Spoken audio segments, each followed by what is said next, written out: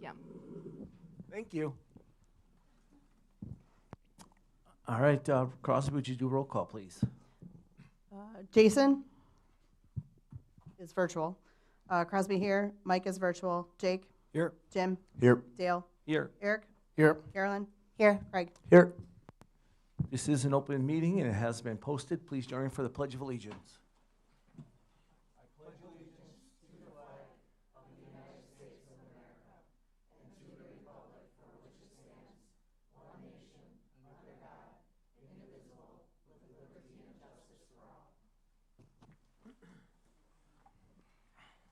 Do you want me to time for you? All right, up first we have our student report.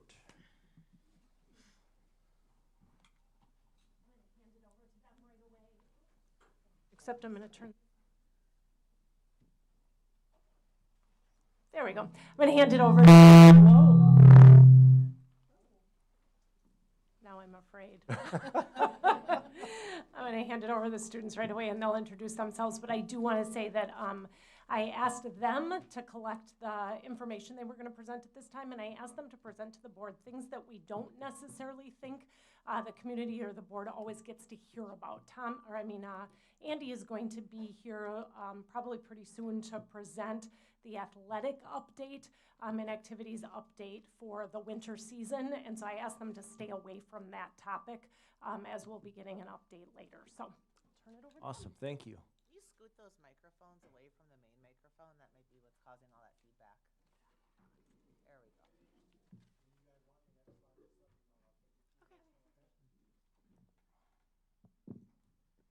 We're ready. Yeah. Okay, so we're going to start off with Key Club, which is the... Oh, wait, sorry. I'm Evelyn Shakelis, and I'm a junior. I'm Jaden Kajawa, and I'm a sophomore. And I'm Dahlia Welsh, and I'm also a sophomore. I'm going to stop you just 1 second. If any of the parents want to come up here and film this or take a recording, you're more than welcome to come on up here and do so. All right, go ahead. Thank you. I'm going to start with Key Club. This is our volunteer club at MHS, and they do various events. So they've done an end of cancer party, they do food packaging, and they also do bulletin boards throughout the MHS, and they'll help out at elementary schools. And this year we have 148 members, and so far we have just over 1,300 total hours served across those 148 members. All right, I'm going to do HOSA. This year we have 53 members of HOSA who qualified for state, making Mukwonago one of the schools with the highest number of participants at the state level. The state for HOSA will be April 8th. Oh, HOSA is a medical club at school that kids who are interested in that field can take. The Mukwonago High School National Honor Society is currently supporting 72 active members, and they must maintain a 3.25 GPA or higher and uphold the 4 pillars of National Honor Society, which are scholarship, service, leadership, and character. Recently, the National Honor Society sold t-shirts to fund sponsorships for veterans. They ended up raising approximately $2,300 for the Stars and Stripes Honor Flight. Next up is our Christmas Clearing Council. This is a committee on student government that each year will give gifts to family in the Waukesha County area in need of gifts for the holidays. This year we did 15 kids for a total of 3 families.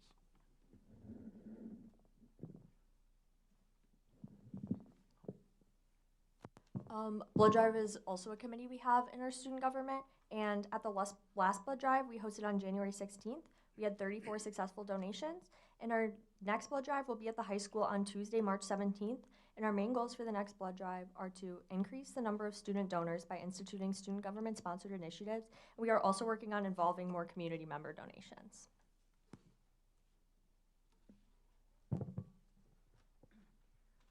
This is our AMP Club, which is the Academy of Medical Professions. Recently took licensed high school students to vision screen elementary schools at all Mukwonago elementary schools except for Eagleville and 3 Waterford elementary schools. AMP had to partner with Waterford due to the fact that there were so many seniors this year that they needed more schools to accommodate the high number of licensed students.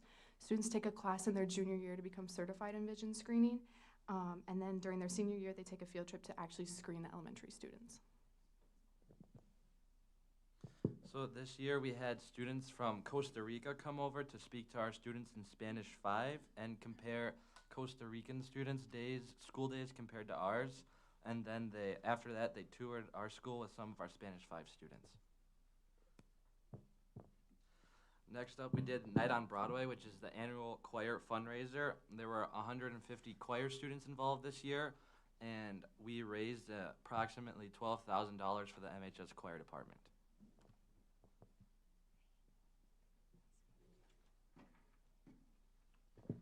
Next, we had the 24-hour musical, which is our Mukwonago Fine Arts Booster fundraiser. There was 170 students involved this year, and it's an annual fundraiser. This theme this year was Addams Family, and they raised $17,000 for MFAP.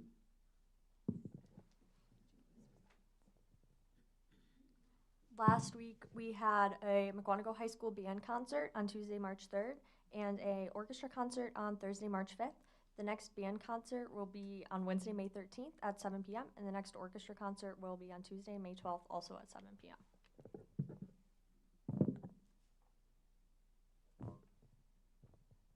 In the first weekend of February, mock trial went to the state courthouse to the regional competition. This year we saw our mock trial team make significant growth from our performance last year. We got some perfect scores on witness presentation and cross-examinations, and we're very excited for our upcoming season, and we expect to have even more growth and maybe even a placement.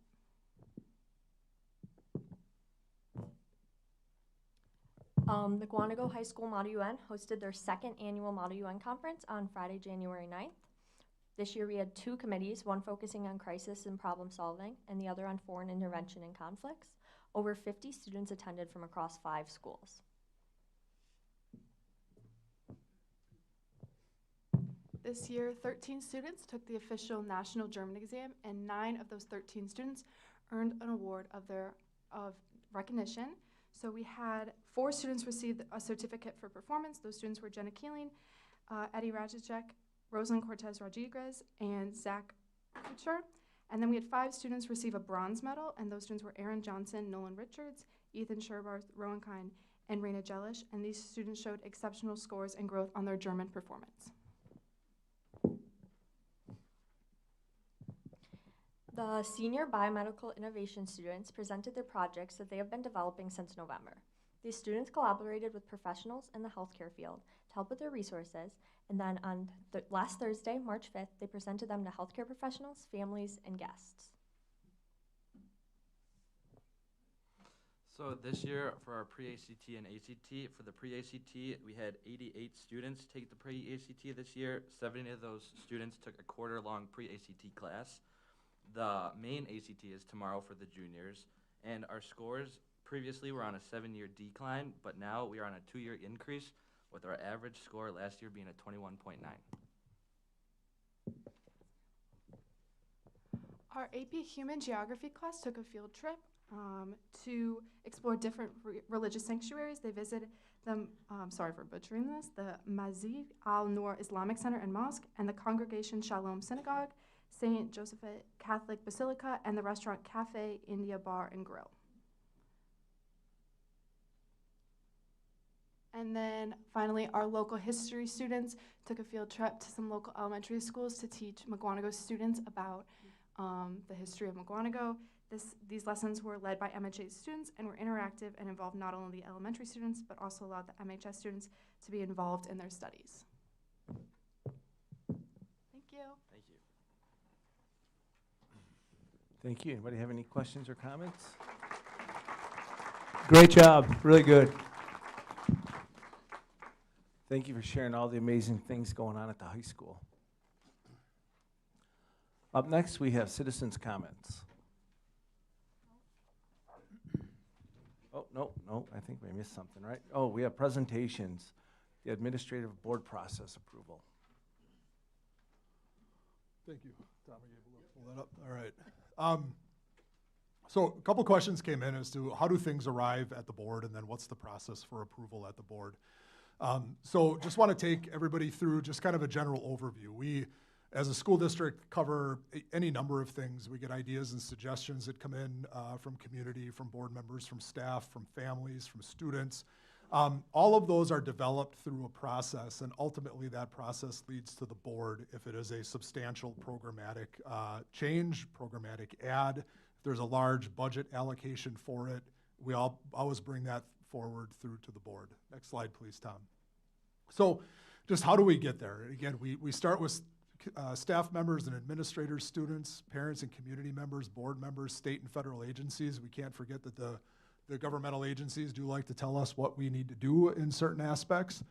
When those are handed down to us, we usually bring folks together, almost always bring folks together, unless it's one of those have-to type things, where we have staff and student impact that we look at. We look at the budgetary impact. We look at time allocations, how much time of our school year or our school day. Recently, Act 20 came through at the state level, which was the literacy. That was passed at the state level, the science of reading, a great approach. But we had to look at what does that mean then for our school district as we go forward with the implementation of that. And then what policy implications do we have? Does the idea fit within our current policy, or does that require us to come to the board and change a policy internally so that we can address something? Next slide, please. So when we talk about policies, policies are the board-approved guardrails that I would say that we as a school district need to operate in. Policies, I would say, come into the have-tos, and these are the state and federal law changes or the dictates that we get from the Department of Instruction or the Department of Education. And then there are policy should-dos. So these reflect kind of best practices across K-12 systems, and we work with a policy service called Neola. They really stay on top of a lot of policy changes. They work across, I think it's 7 or 8 states right now, 14 or 1,500 school districts. So they take all of their experience and say, you guys should consider doing this. We also have policy changes that come locally. For instance, if there's something that we need to adapt to in our district, I would still categorize those under the should do. It's important to note that regardless of the type of change, policy changes follow at least a 2 school board meeting requirement. We go to the committee of the whole with policies first, and then a school board meeting. As the board knows, over the last couple of years, we've gotten a large batch of policies from Neola. We work through those, what those recommendations could be, and those policies are generally on the agendas for several months before we go. We give everybody an opportunity to take a look at them, to review them, ask questions, refine them, and then we move them forward for ultimate approval by the board or ultimate action by the board. Next slide, please. So when we get ideas, these ideas, I mean, they come through email, through conversation, through our teachers and our teacher team meetings. They're shared with us, in a variety of sources. We make sure that those are aligned with our strategic objectives and that they're developed by teacher and administrator teams. I mean, an idea is not that there's a bad idea, but we have to be able to take a look at what does that idea mean for us from a curricular impact, a budgetary impact, or a facility impact. And then again, we come to the board, and we do that at least one committee of the whole meeting, and then we move forward to a board meeting for approval. Sometimes you'll see ideas on the committee of the whole over several months. Next slide, please. So a couple of ideas, just a case study. When the high school was under its remodel between 2016 and 2018, one of the key areas of focus in that high school remodel was our career and technical education areas. Teams got together, local businesses, the Department of Public Instruction, DPI really placed an emphasis on CTE at that time. We also looked at what our student interest was. These teams provided input on these offerings, what spaces were needed, what industry skills we were trying to target. And then over multiple cycles, these courses came forward to the board, and they've come forward to the board until recently as to what do we want to implement in schools. Next slide, please. We seek feedback. We hear this feedback through surveys, through meetings, through listening to our families, through our board members, our community members, and our students. Those ideas are refined, and then we continue that cycle of feedback as we go forward until we get to a place where we present to the board. After it's presented to the board, again, we get more feedback to the place where we feel we've got a good final product that we are recommending for approval or recommending for action at a later meeting date. Next slide, please. While these ideas come from various sources, the path of the board is consistent. So we provide our school board with weekly updates. These updates reflect our progress on a variety of topics or just kind of a general snapshot of what's gone on in the district. We've done a lot of updates on the project that's going on next door. We go to the committee of the whole. Our administration recommends items for presentation, questions, and discussion. This is the first step as we move towards approval on a topic. And then we go to a board meeting for action. The difference between a board meeting and a committee of the whole meeting is the committee is where a lot of the discussion and the debate happens.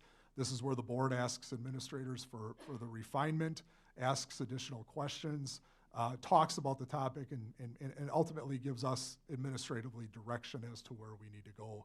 The board meeting is the action meeting then at some point in the future where an item is acted upon. Tom, could you please, there we go. So long-term structural timelines, it's important to note that we've had a couple recently. While we are in the construction phase of Parkview, that was first discussed at a finance committee in December of 2017. So the board first heard and identified that Parkview was going to be an area of work for us in December of 2017. That took 7 years to go from idea, identifying it, through refinement, through ultimately a successful referendum to do the project. Similarly, the instructional program for the school, we began that work in the fall of 25. Our hope is to have a suitable structure for the new middle school to the board by June of 26. So essentially a full school year's worth of work on the instructional program at the middle school. Again, 2-meeting approval process. So those other topics, the school as well as the instructional program, will be on the board agenda over multiple months. But it's a minimum of 2 meetings before the board takes final action on a topic. And then we do have some exceptions to that, and one of those is like personnel changes. So if we have hires, retirements, resignations, we do have action each week on those, and we're making recommendations so that we can maintain operations. If we have a teacher resign, we conduct a successful search for that teacher. We want to be able to get that teacher in place as soon as possible. Does the board have any questions on this? How normal of a process is it before when you get these ideas, like behind the scenes? Can you explain that? Because there's been a lot of questions. Because when our administrators do the work behind the scenes before they address it to the board, how much work is involved in that? Sure. So there's a lot of research that takes place on the idea. We want to make sure that, one, we have clarity on what those ideas are, that we have an understanding in some areas what is recommended best practice. Those ideas are developed over periods of months, and in some cases years. Angela has come forward on a couple of cycles now for curriculum. We have a board-approved curriculum approval cycle, and there's a lot of work around research around what is that next step for curriculum, what is the research that goes into texts. We work with our teachers through pilots in those areas and our teacher teams and our coaching teams to develop that curriculum. So we have a product that is not a done product by the time we get it to you as a board, but a product that is something that we feel you can look at, give us feedback on, ask questions of, just so that there's something to start with there. We're using our expertise in a variety of fields to give you ideas to go off of, to give you a starting point. So all that work is normal. All of it is normal. All right. Any other questions or comments? All right. Thank you. Thank you. All right. Up next, we have citizens' comments. Good evening. We are now entering the portion of the meeting for citizens' comments, whereby citizens may address the board.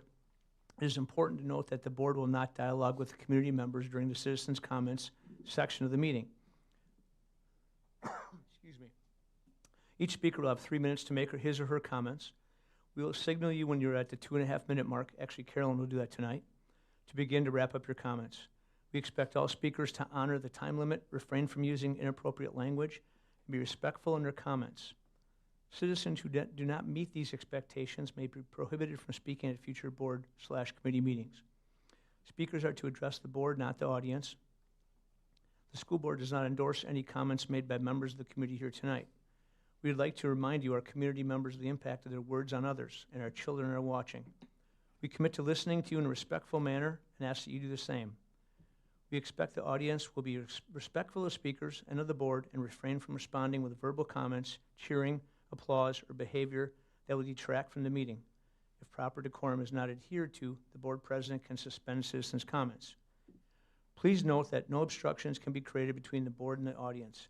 Visual aids cannot be used, and the area behind the speaker will be clear during public comment. Also, to respect our speakers and meeting participants, please silence your cell phones. Thank you. First up, Ellen CZ. Thank you, Ellen.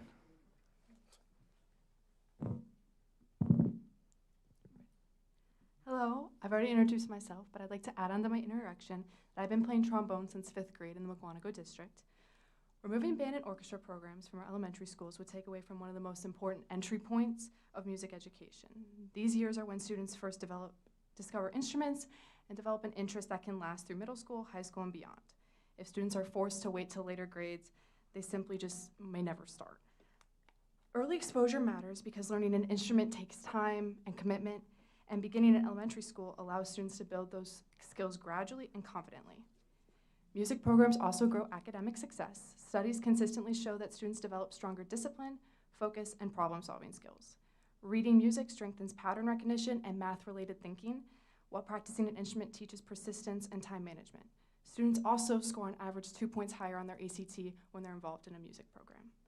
Beyond academics, band and orchestra give students a sense of belonging. Not every child connects with sports or traditional classroom activities. But music builds a collaborative environment where students can express themselves and feel proud of their accomplishments. Performing together teaches teamwork, responsibility, and listening to others, qualities that are fantastic to develop in our young students. Finally, if our district wants to call themselves a destination district, we should be expanding opportunities, not reducing them. Arts programs are one of the things that attract families to a school system. Cutting band and orchestra programs sends a message that the arts are simply put on the back burner in this district. Our AP Computer Science program is being sunsetted, and the German program used to be on the chopping block. If Mukwonago continues to cut programs, they're sending a message that enrichment and exploration are expendable rather than essential. As a person who's been in our band program, our jazz band, our marching band, our Blue 2 program, I would not be the musician I am today if it were not for those 2 crucial years where I developed the skills and that I needed to grow to my maximum potential as a musician. Thank you for your time. Thank you. Thanks. Next up, Sharon Miley.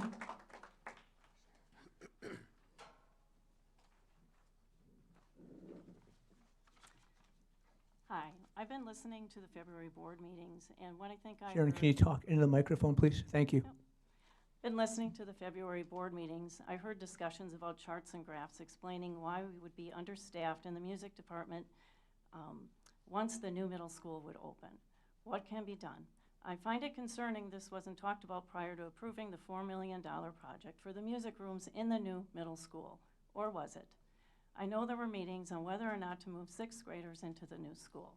At no time did anyone say we will need to make changes to the music program staffing. All the planning, budgeting, and staffing would not have taken place at that time. In the screenshots I saw, she explained the information quite clearly. It appears that changes will have to be made. We have heard other nearby communities have gone to this. It doesn't mean that this is where we need to go.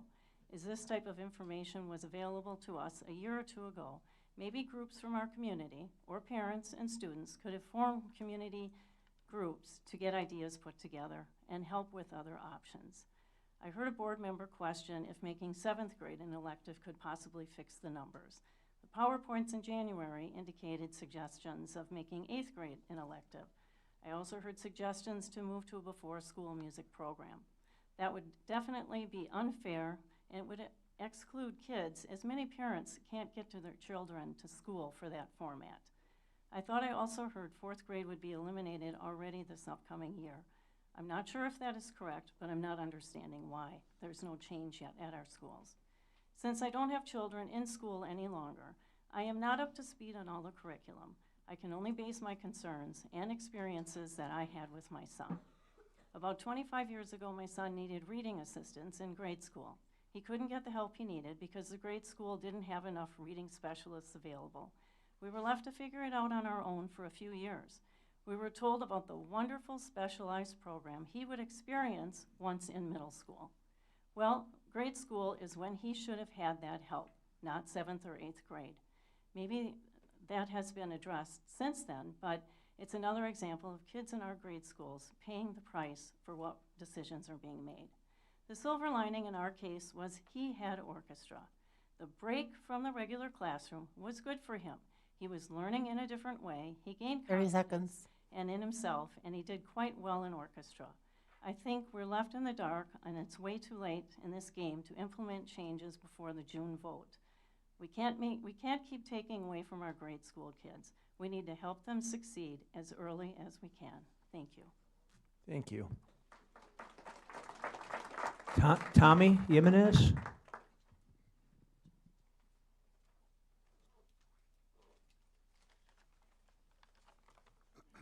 Good evening. My name is Tommy Jimenez, and I am an 8th grade student at PVMS. I started playing the viola in 4th grade at Prairie View Elementary. In the now 5 years that I've been playing viola, I've had many opportunities to grow and improve my skills. I believe that the early foundation of music in elementary school has led directly to my success and diverse accomplishments. Because of my involvement at an early age and Miss Saki Tansey's encouragement, I was able to audition and was accepted in the Milwaukee Youth Symphony Orchestra at the age of 12. I participated for several years and have continued to grow as a musician. This year for solo ensemble, I'm attempting an A-class solo with the hopes of going to state. I'm 14 years old. This is something that I cannot imagine attempting if I had not been given the early exposure to music in elementary school. I love playing the viola. There were many days in elementary school where playing the viola was the highlight of my day. I hate to think that younger students will not be able to have the opportunities that I did. I hope you consider prioritizing the music programs in elementary school, and thank you for listening. Thank you. Congrats. Danielle Gordon?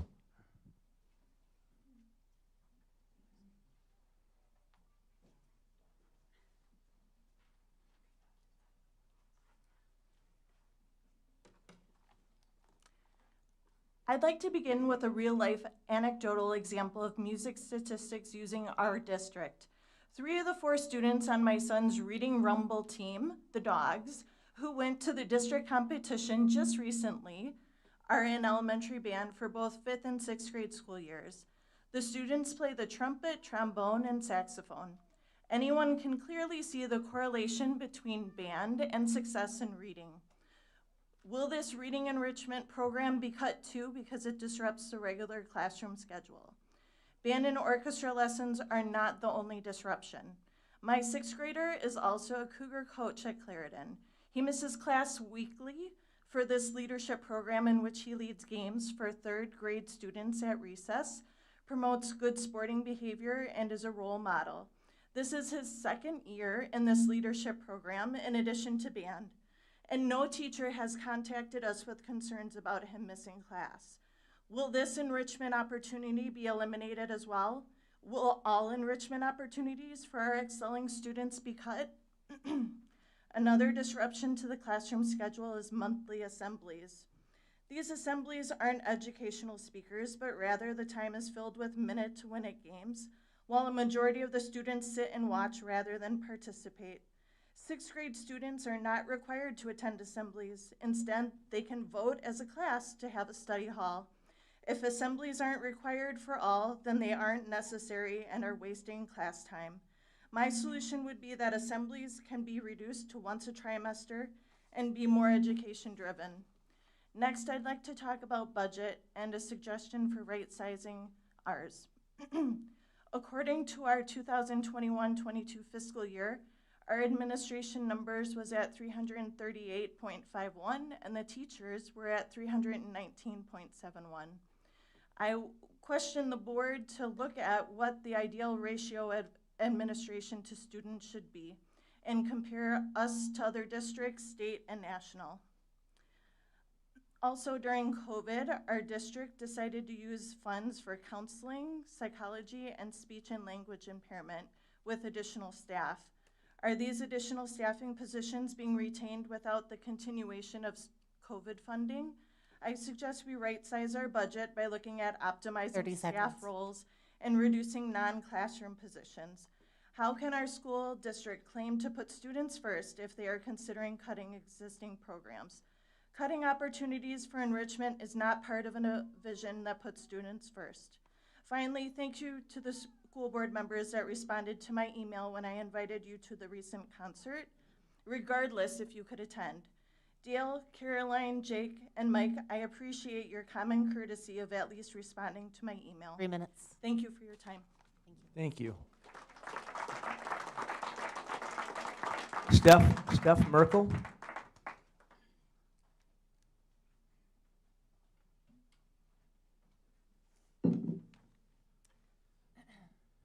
Hello, my name is Steph Merkel. I've reached out to several members of the board. I had the opportunity to meet with Joe recently. So today I would like to actually read a letter from an alumnus who graduated in 2011 named Dr. Nicholas Bizap, instead of you hearing my concerns again. It says, "Dear distinguished board of directors, I write to you with gratitude for the opportunity that MASD gave me 26 years ago through elementary music education. These days, I live in New York City, working as the Director of Growth Marketing for the New York Philharmonic, the oldest professional orchestra in the United States. My story of opportunity began in the 4th grade at MASD when I decided to take up the viola after watching my sister perform in high school. In the 4th grade, you have a nascent sense of what it is to be human, and even more germinal, what a sense of community could be. Yet music always gave me this community, both in the early ages of my life and in my career I enjoy today. MASD taught me and many others the collaborative power of making music together. While I personally followed music education to its fullest and earned a doctoral degree in music composition, pursuing music as a career is a moot point. Instead, it is the investment in collaborative learning through creativity which matters most, especially at an early age. Music is fundamental to the success of students. I need not cite the many studies which show this. Instead, I ask you to consider my story, a Mukwonago boy who forged his purpose and career from being exposed to music early on. Music teaches problem solving at a fundamental level. How do I make this thing make that sound? How do I make my sound blend into the community sound? How do I fit in? How do I fit in? Music teaches this, and from the very beginning, keeping early music education is an investment for the community. Kids living in Mukwonago today need a sense of collaboration toward a common goal, and music directly fills the lacuna in a world that is increasingly divided and difficult to navigate. Mukwonago is growing. To keep growing, consider that prospective homebuyers with beginning families are looking for the best communities possible. Mukwonago has been especially attractive for the education it provides. Early music education is an 30 investment seconds. that pays dividends, not only for the families the community will continue to attract as future taxpayers, but from the potential of young Mukwanagonians to gain the foundation to become the best and brightest future collaborative community leaders. Allow me to share one way music changed my life.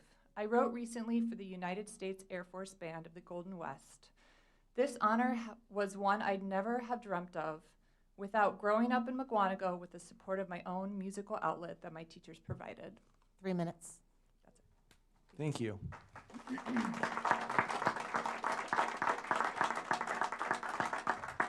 Do we know if those mics on there are causing the feedback? Because if they are, could we move those? You tell me where the mixer is, I'll fix it. You can tell me where the mixer is for the system.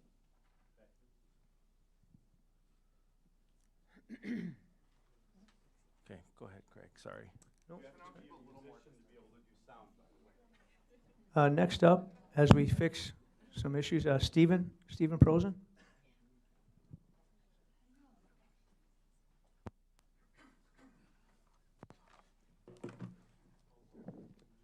Can you hear me okay? Yes. Okay. Hello, my name is Stephen Prosen. I currently have 2 children in the district in 3rd and 5th grade.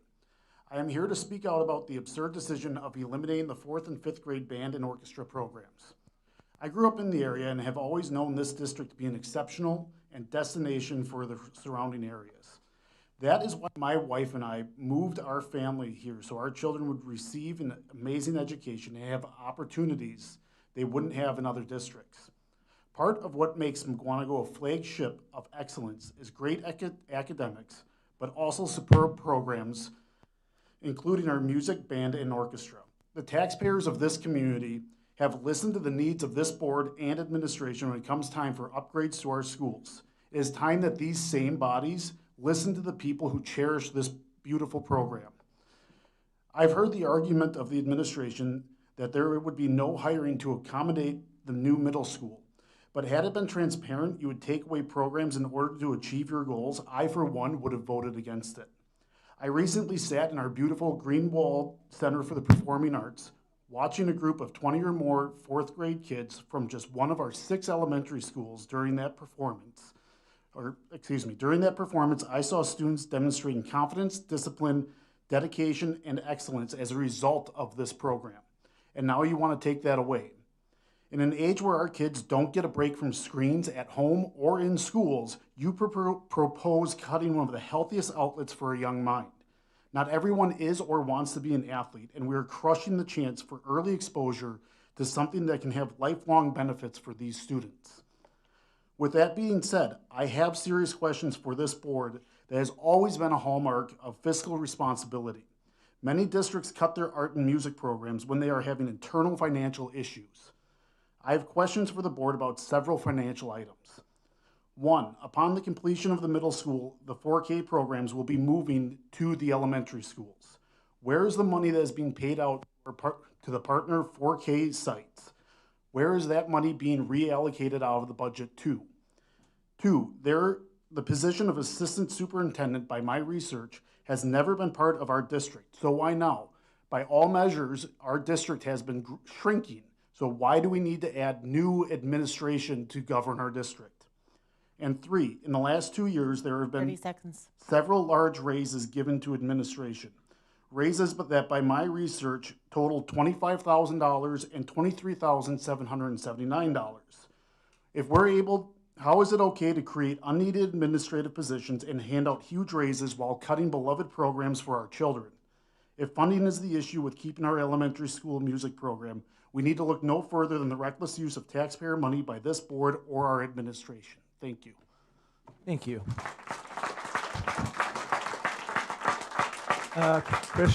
Chris Nowak, please.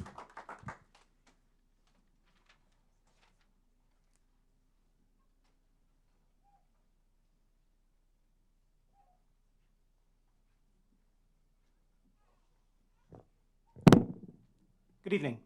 I expect we'll hear from many parents tonight about the importance of instrumental music opportunities for our elementary students. As a former high school band director for nearly a decade, I could cite a plethora of research on the benefits of music education for young learners. I'm also the father of a kindergartner and a second grader in the district, so these decisions are deeply personal to me, both as an educator and a parent.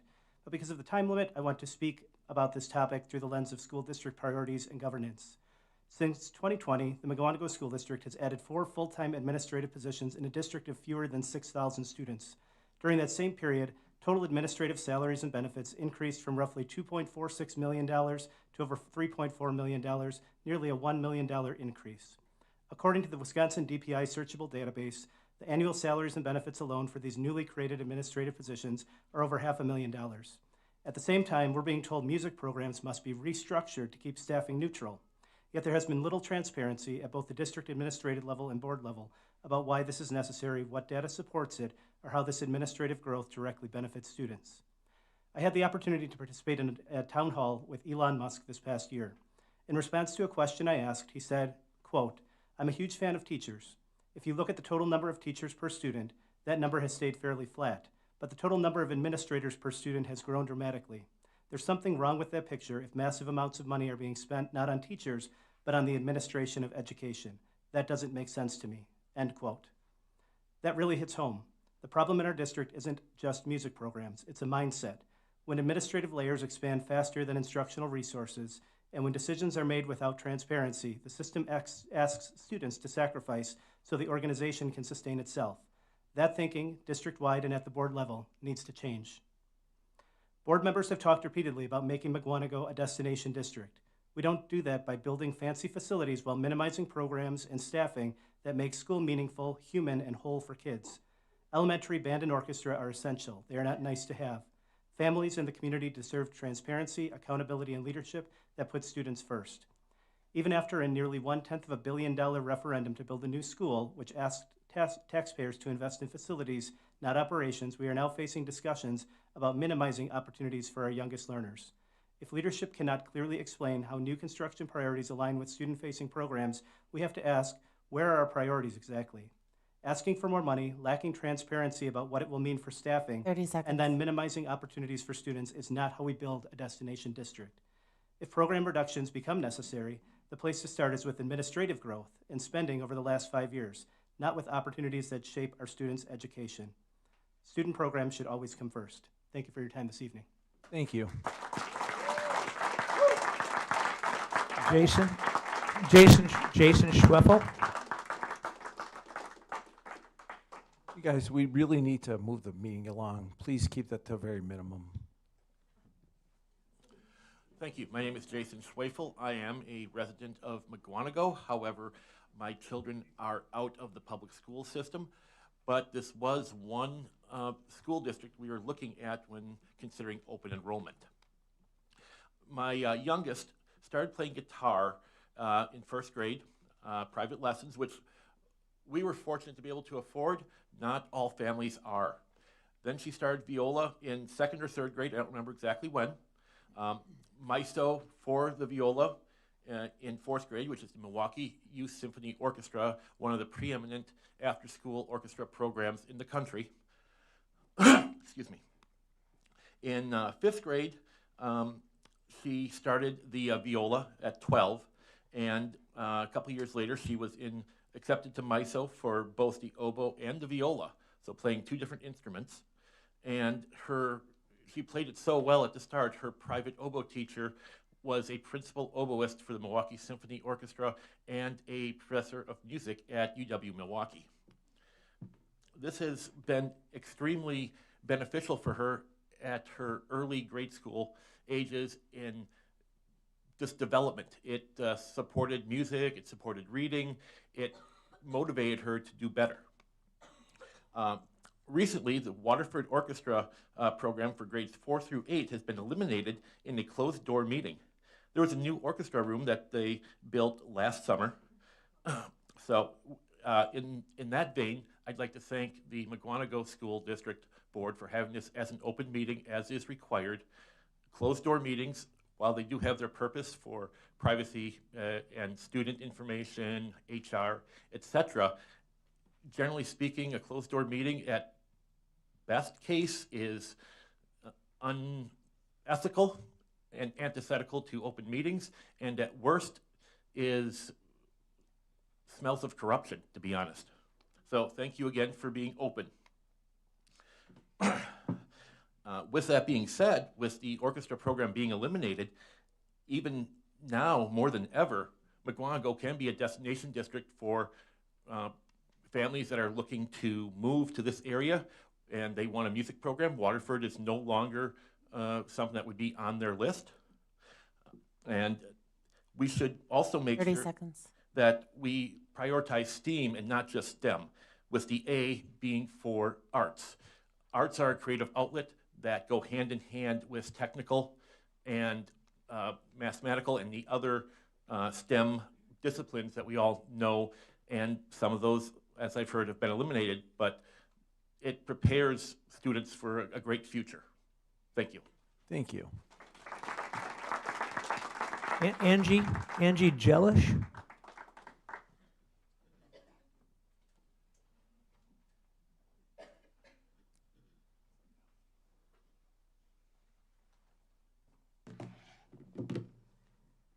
I want to start by acknowledging something positive in the update the district shared this week. The music-related presentation begins to define the problems being addressed, the intended goals, and the metrics that will be used to evaluate success. That is a constructive step forward. However, the problem statements themselves still appear to rely largely on assumptions.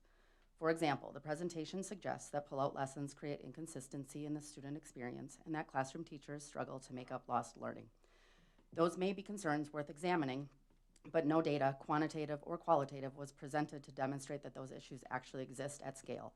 In fact, we've heard far more of the opposite, and therefore, if anecdotal evidence suffices, then these problem statements should be removed as unsupported. So let's focus on the fact that increasing participation in high school music programs, a goal that has not been achieved by other districts that have made a similar change, is one of the presentation's stated goals. When I chose this as the destination district for my now graduating senior, the primary reason was because there was both an early band and an early orchestra program, and I wanted my daughter to have the option to take advantage of those opportunities. And she did. By all accounts, she's the first MASD student ever to perform in the top ensembles of band, orchestra, and choir. And my daughter's academic achievements are many: a National Merit finalist, a perfect ACT score, a Presidential Scholar nominee, and she was just referenced twice in the earlier student update. But those achievements do not stand out when compared to applicants at the top colleges in the country. Still, she was just admitted to the #2 biomedical engineering program in the country. The #1 program's results are not out yet. Despite having absolutely no engineering background, no robotics team, no engineering club, the only remotely related class is the one you just heard about she's taking this year, Biomedical Innovations. Then what set her apart? Well, she has 8 years of instrumental music in this district. Her music achievements are equally significant, and there is no way I can reasonably decouple her success in all academic-related areas from music participation. If anyone believes that one of the most prestigious biomedical engineering programs in the world does not value the discipline, cognitive development, and sustained commitment that come from high-level music education, then we need to rethink what we believe about how students become successful. So my only question to the board tonight is simple. How do the proposed models strengthen the early pipeline that leads students into these fiscally responsible programs 30 that seconds. breed high-achieving students? And how do the models encourage continued participation over time, which again is a stated goal of the upcoming presentation? Thank you. Thank you. Saw Cadillo?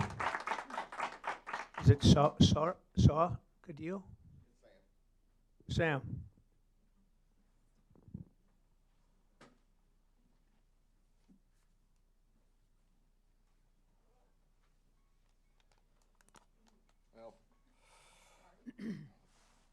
First, I'd like to apologize for not being here last month.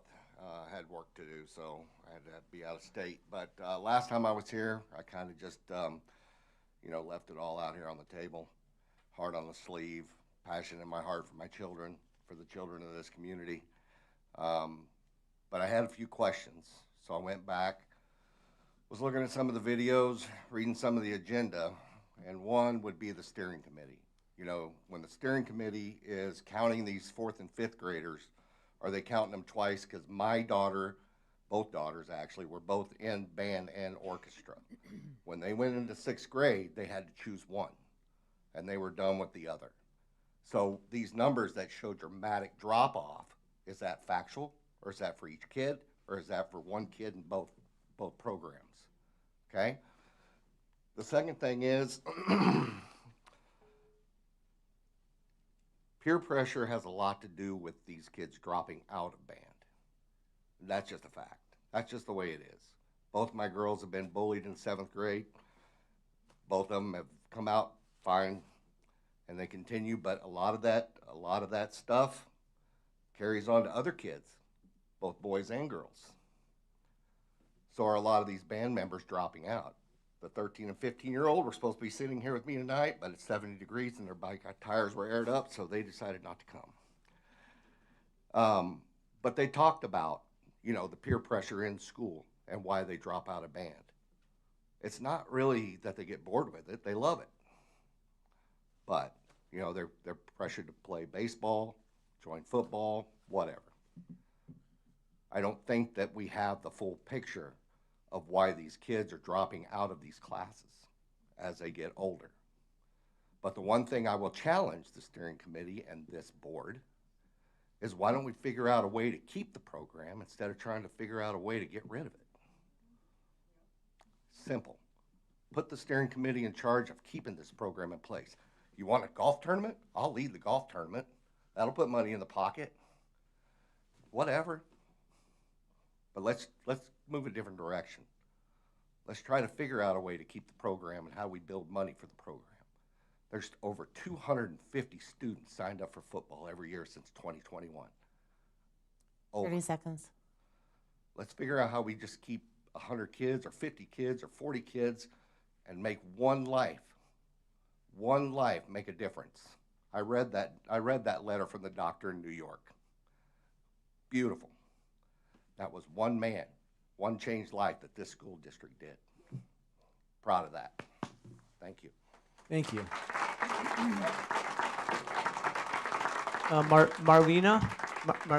Marlena Werner.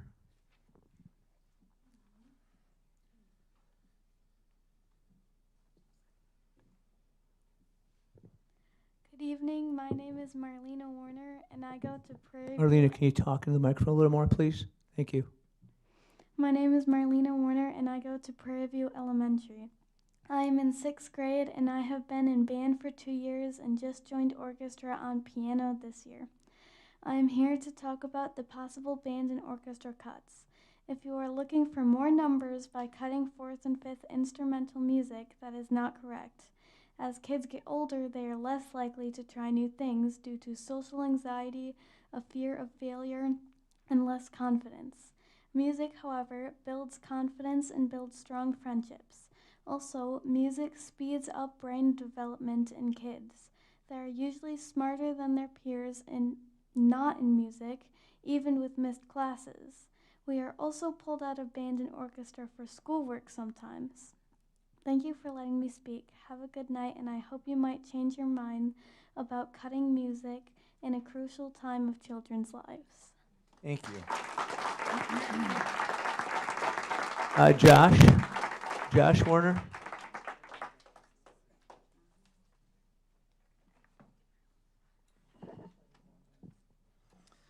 Good evening.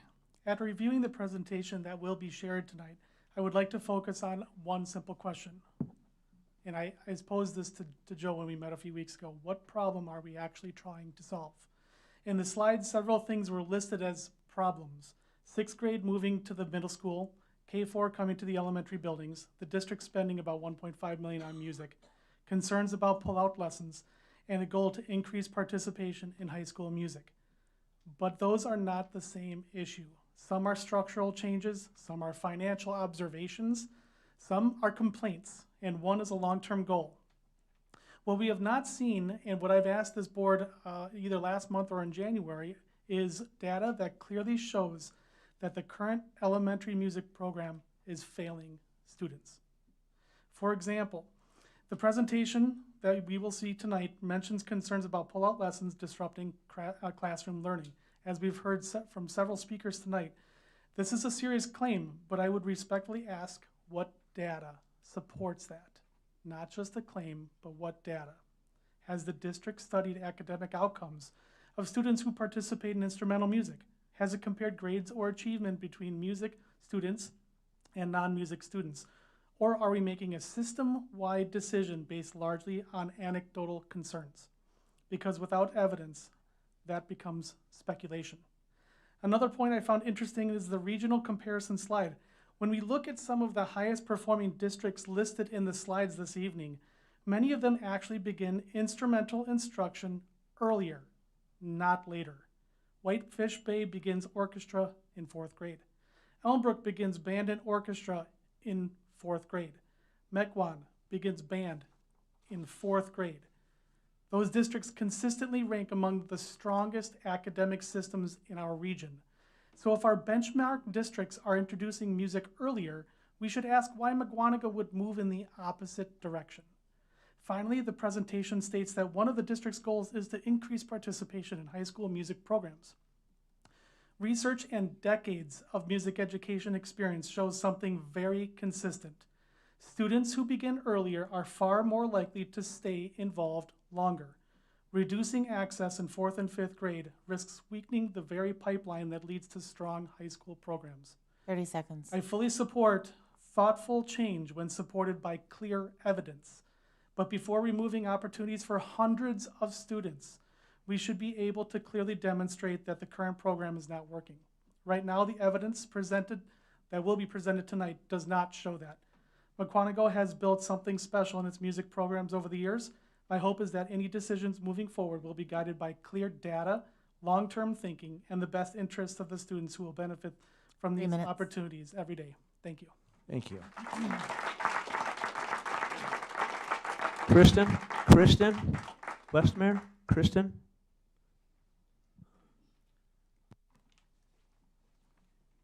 Good evening. I have two school-age boys.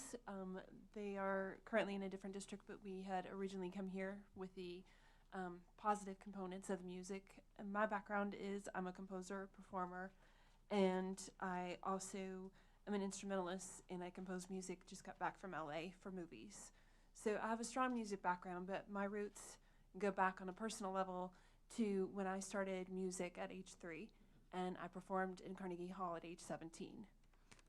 So I know the roots of music, and as I've been a teacher, I've had multiple parents come back and say positive components, teaching young children even how to compose music, and in addition to seeing children pulled out of depression, that even with clinical counseling and various things, it's music that has honestly put them to where they're grounded. And so I have the same concerns as a lot of the others, so I don't want to repeat what's already been said. But I agree with the statements when it comes to looking at our funding. When we look at the funding, we have to look at the whole systematic picture. We can't just look at one item and pick it up and act like that's the only square of the quilt that has to be replaced or removed and everything's fine, because that's not fine. If we're not getting anything figured out financially, who's to say what's going to be cut next?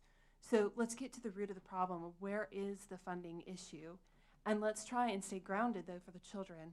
When I look at music, I know from my background, it's really important. Even I have a background also as a nurse for 25 years in public health, so 7 college degrees later.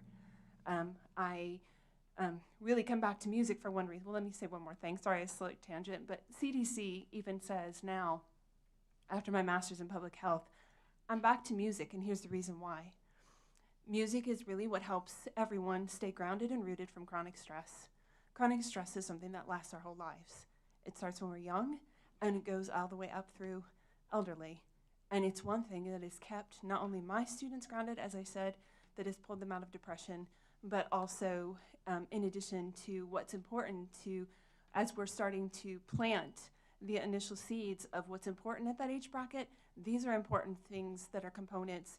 So I can go through the same things, but it's brain development, academic growth, emotional regulation, teamwork, social skills, discipline, responsibility, and then it also opens their mind to different cultures.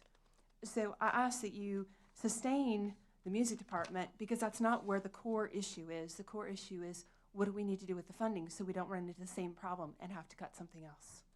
Thank you. Thank you.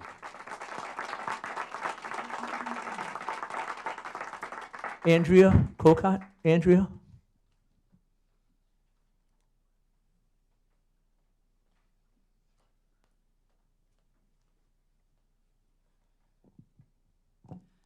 I have many questions about the structure of the MESD administration and the decisions the school board has been making.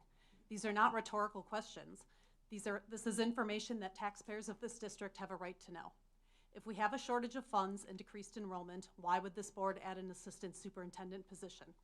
This district has always operated without one, so why in the world would anyone think a time of shrinking enrollment would be the right time to add administrative cost?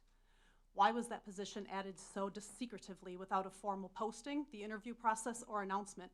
So much so that the teachers in this district didn't even know it existed until the HR director's email suddenly stated she was also the assistant superintendent. This leads to my next question of why would this board allow the person who heads up the HR function to hold any other additional role? The nature of what HR is responsible for makes holding another role within the same organization a huge professional and ethical conflict of interest. For example, the assistant superintendent should never know the medical details of an employee's need to take FMLA leave, but HR needs that information to evaluate the request. I say that as a vice president of human resources myself. That is what I do for a living, and I'm telling you that it is not appropriate. And of course, the biggest topic of the night, why is this board even considering changing over the middle school and high school to the 2-1 teaching model if it would come at the cost of the elementary band and orchestra? The 2-1 model at those levels could be a nice to have if it was actually done well, but it is not a necessity, and frankly, no one's asking for it. The teachers are not asking for it, which this board would know if they hadn't made a change to forbid teachers in the district from speaking at school board meetings. If you took the time to hear directly from the teachers of the district, you would learn that the 2-1 model is also disruptive in its own way. You would hear that the middle and high school levels, the teachers don't actually want smaller class sizes for band or orchestra groups like they do for other disciplines.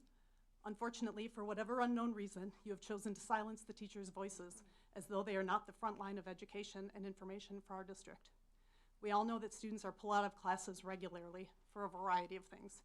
So please don't sit and pretend like the 2-1 model is some sort of necessity due to kids missing too much class.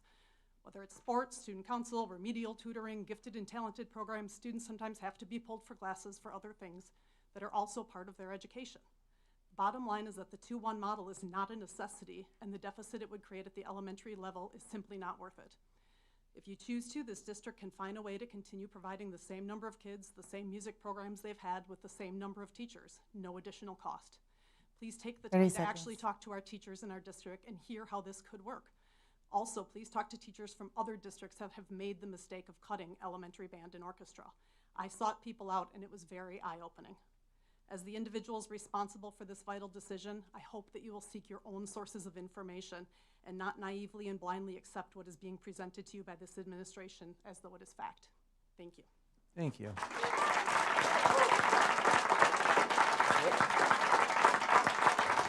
Moving on to consent agenda.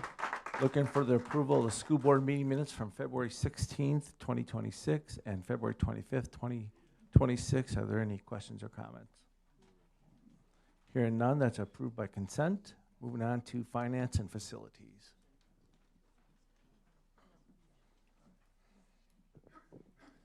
Yeah, I'm going to grab this one here. Okay, so just real quick, I'm going to jump to number 2 and 3 quickly. So food service review, Chris Oswald, our food service director, will be here next Monday night to just give a state of the union on food service and to also bring you the results of the student survey that was issued to students in grades 5 through 12. So we'll share those results on Monday night. And then regarding our health plan for our employees. Sorry, Tom. If you're in the audience, can you please be quiet? We're trying to conduct a meeting.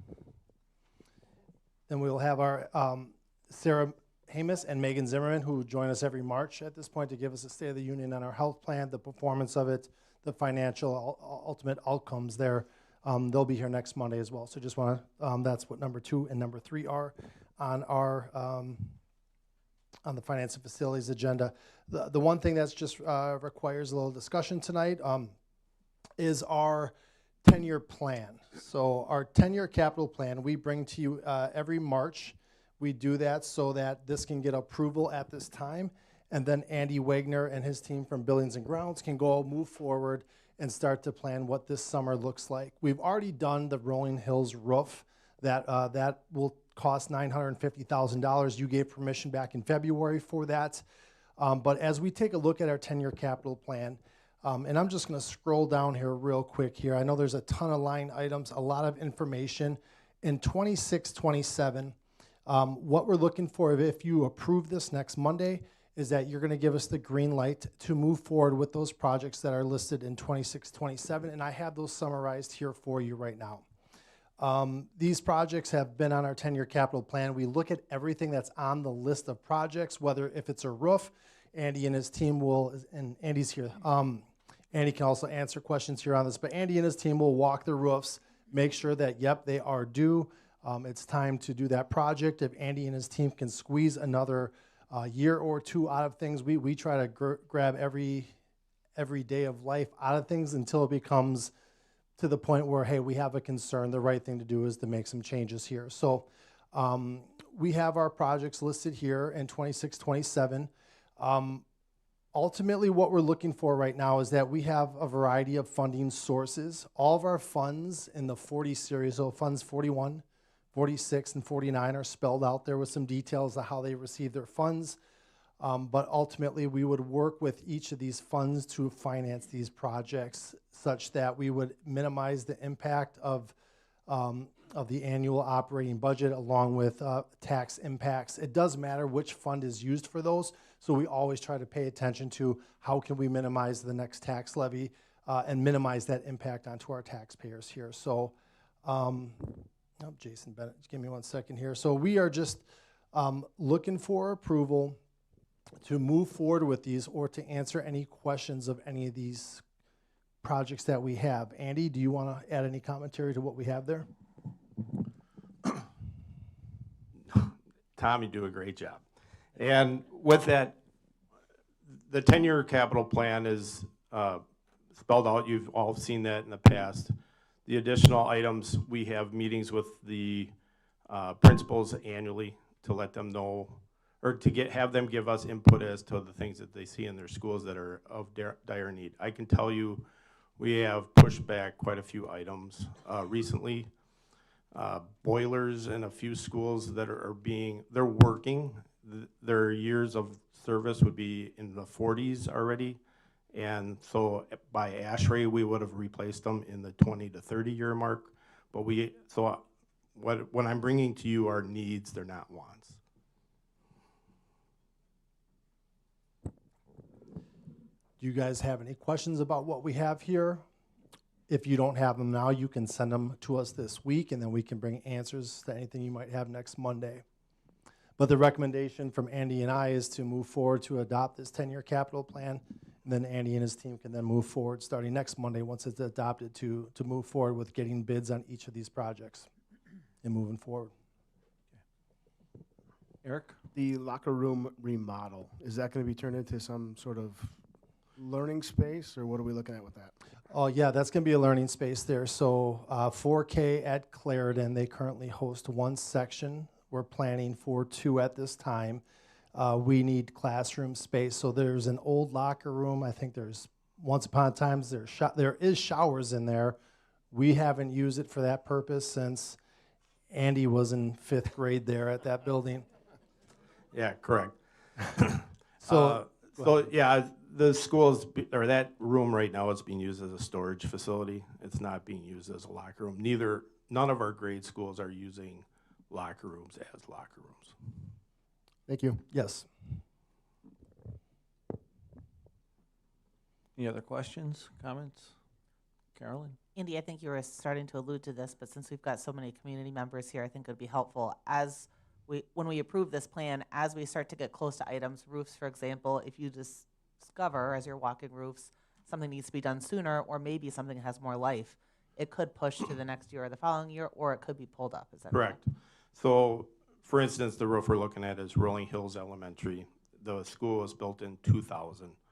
We've assessed it the last few years. Now, I've put repairs into that roof the last 5 years, and the last 2 years we've had continual leaks in the roof during the school year. So it's really come to the point, do you keep putting a Band-Aid on something, or do you go and do the repair? And my recommendation is we go to do the repair at this point. There's other times that, yes, we do push things off, though, if we can, and we have. Any other questions or comments? All right, thank you, Andy. Thank you. Thanks, Andy.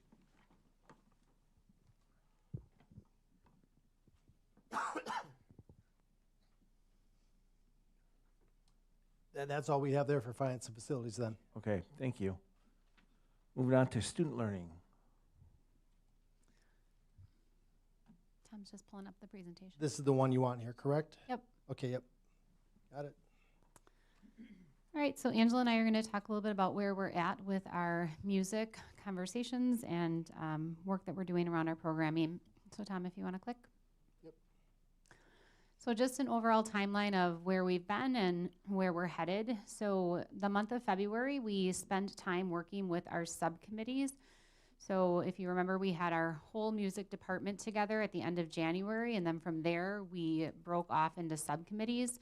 The subcommittees were really focused on 2 goals. One was to identify metrics of success, and I'm going to talk about those in a little bit. And then the other was identifying what we really wanted that instructional program to look like. So brainstorming ideas, looking at advantages and disadvantages to those ideas. On March 6th, we had our whole music department together. So this past Friday, it was a really great meeting. We were able to finalize some of our metrics of success into what I'm still calling like final draft mode, because we still are tweaking some things, but we've got them in a pretty good place. We reviewed cross-comparison data, and again, we're continuing to develop some of those ideas, which Angela's going to talk about tonight.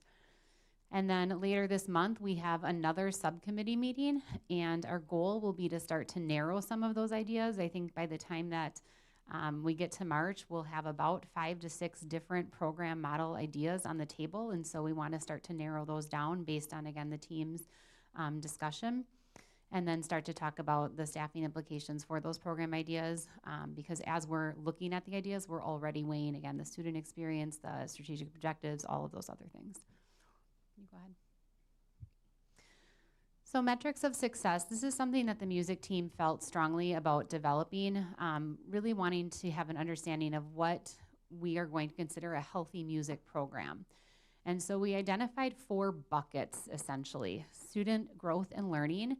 And this really focuses on what are the metrics around academic achievement that we want to see out of students who are in our music program. And so we're not talking here about students performing on the forward exam. We're talking about how are students performing in alignment with the music standards that are taught across all of our music courses.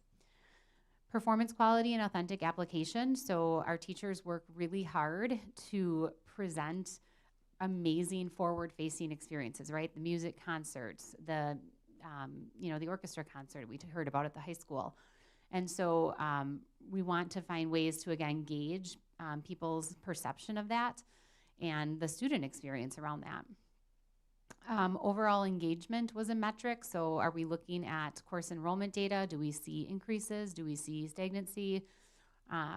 And then the last measure was around program health and sustainability. So for example, we want to make sure that we have fully certified staff. We want to make sure that we're retaining 95% of our staff, particular in music. That's our strategic objective around staff. So again, these are not final measures in the blue text. These are just kind of what they are going to center around. We'll get you a draft of the final measures once we have them. So before Angela goes into the new ideas that we're going to talk about, just a reminder of some of the previously discussed ideas. So one was remaining status quo, doing what we have done, which is orchestra beginning in 4th grade, band in 5th grade, choir begins in 7th grade, and then music is a requirement K through 7th grade. The second idea that we have discussed is moving to a co-teaching model. So it's called the 2-to-1 model. Again, it's a co-teaching approach. And this would happen in grades 6 through 12 and happen in band, orchestra, and choir. So one of the ideas when we plan this out, status quo, we do anticipate that there would be a staffing increase. The second approach, we anticipate that that would be staffing neutral. But like I said, Angela's going to talk now a little bit about some more ideas that we have been brainstorming with our music department. Okay, next slide. All right, so as Rachel said, we have been working through some other program ideas with our music team. So I'm going to go over 2 of those ideas that we've started to discuss tonight. Both of these ideas do allow for some form of instrumental instruction at the elementary level, and both allow for that 2-to-1 instructional model at the secondary level. So on the screen, you can see one of the ideas that we have discussed with our music team. So in this program idea, we would maintain orchestra and band at the elementary level during the school day at 5th grade. Students would pick orchestra or band, and students would receive either whole group or small group lessons once every 2 weeks during their lunch and recess time. At the secondary level, we would implement the 2-to-1 model for band, choir, and orchestra at both the middle and high school levels, and we would be able to provide a beginner class at the 9th grade level. So this would allow students an additional entry point into instrumental music. So just a key point about this idea. Can you please be quiet in the audience? We're trying to listen. A key point about this idea is that it requires all 4 of our current elementary teachers to travel between the elementary schools and the middle and high schools in order to provide that instruction. Additionally, at the elementary level, they are delivering lessons only at the lunch and recess time. Again, that's for our parameter of not pulling students out of academic time. So when we have tight parameters like this, it can create some scheduling conflicts.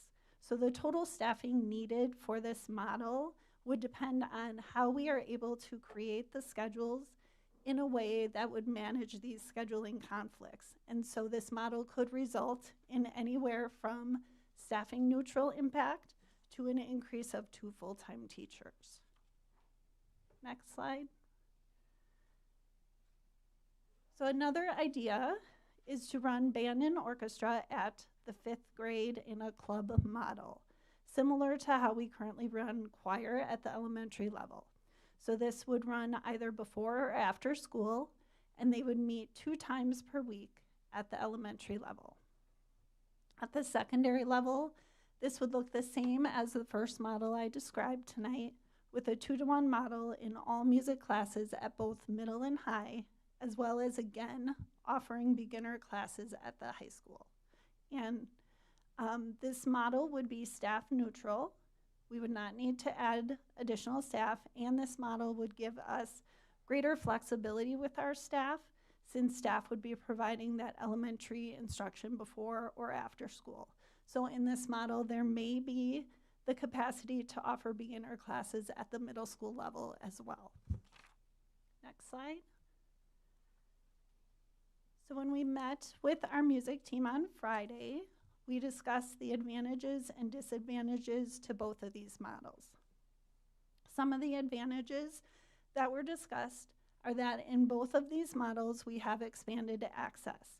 So we are able to do the 2-to-1 model, which has many benefits for students, as well as allowing us to offer those additional access points to our music programming with the beginner courses.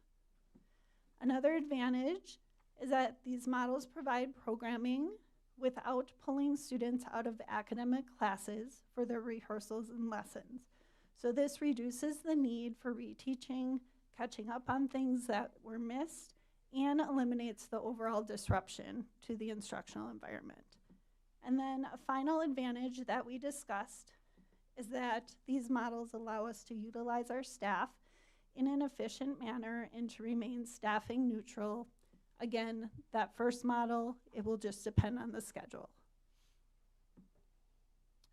Some disadvantages that were discussed were that in the first model, there is a lack of consistency with students only receiving instrumental music instruction once every 2 weeks. This will be challenging to support sustained skill development and growth. In the second model, with band and orchestra as a club, a disadvantage is that there could be competing priorities. Students and families may have other scheduling conflicts that make attending music as a club a challenge. So as we worked through the advantages and disadvantages of these models, we also discussed how we might adjust the models to address some of those disadvantages. And we will continue to work with our subcommittee, as Rachel said, on adjusting these models. Next slide. Okay, so then some regional comparisons, as we have had some questions about what other districts do. So we took a look at 9 high-performing districts in the region. All of these districts are ranked in the top 25 in the state based on the DPI report cards. So these next 2 slides detail what each of the districts is doing from an instrumental music offering, and I'm just going to summarize the findings for you. So in this group of 9 districts, there's only 1 district, which is Elmbrook, that is offering a similar model to what we currently have. They offer both band and orchestra starting at 4th grade with whole group and small group lessons during the school day. 2 other districts, Whitefish Bay and Mequon, also offer band and orchestra starting at 4th grade. However, they do this in different ways. In Whitefish Bay, they offer whole group lessons only during the school day. So they are pulled out just once. There is not any small group lessons. And then in Mequon, they do a combination of before and during school with whole group lessons before school and small group lessons during the school day. And if you go back, Tom, New Berlin has currently K-6 elementary schools, kindergarten through 6th grade. So they offer orchestra starting at 5th grade and band at 6th grade, with whole group lessons occurring during recess and small group lessons during the school day, similar to what we currently have. And then there are 3 other districts that offer band at the 5th grade level. However, they do this without pull-out lessons. So Cedarburg offers band at 5th grade before school, and then Grafton and Hamilton both have school structures that allow them to do band during their music course time. So Grafton has a 5th through 8th grade middle school, and Hamilton has a 5th through 6th intermediate school. So the students choose one of those courses, and that is their music time that they have their lessons in. And then finally, there are 2 districts, Kettle Moraine and Pewaukee, that both start their instrumental offerings at 6th grade. So you can see from these comparisons, there's a wide variety of offerings among these high-performing districts, and it is very interesting and helpful information for us as we continue to look at our program ideas.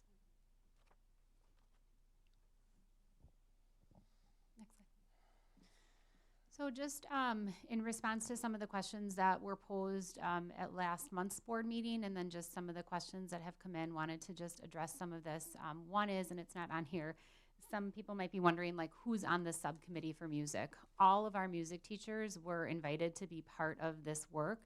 It really just depends on when the meetings are and who can attend. All of our music teachers, every one of them has expressed an interest on being on these teams, and depending on the date, we have anywhere from almost all of the department to 3/4 of the department. So that is who is on the subcommittee team when we talk about subcommittees. It was asked last month, what is the cost of a new teacher? So the cost really varies based on the level of degree that somebody's coming in with, years of experience, whether or not they take our benefits. But that range is typically anywhere between $69,000 to $89,000. And again, that factors in all of those things. What is the academic performance of our students in the music program? We know that our students who are in our music program do very well in school. That is the general consensus. We know that when students participate in extracurriculars, Dr. Cook talked about this in last month's presentation, that they do have higher GPAs, that they do show a deeper engagement in school. It's one of the things that the high school and the middle school both measure is how many of our students participate in one of these programs, because we know that they have a strong connection. When it comes to looking at specific academic measures, we have a lot of different academic measures we could look at, right? Forward exam, iReady exam, classroom formative assessment. And so we really rely on our strategic objective data. So again, forward exam, ACT, and we know that kids who are in our music program perform very well. And so then the last question we wanted to address is, what problem are we trying to solve? So we have a shift in our structures. 6th grade going to Parkview and K4 coming to elementary. 6th grade going to Parkview, we've talked about this, there's not a recess at Parkview.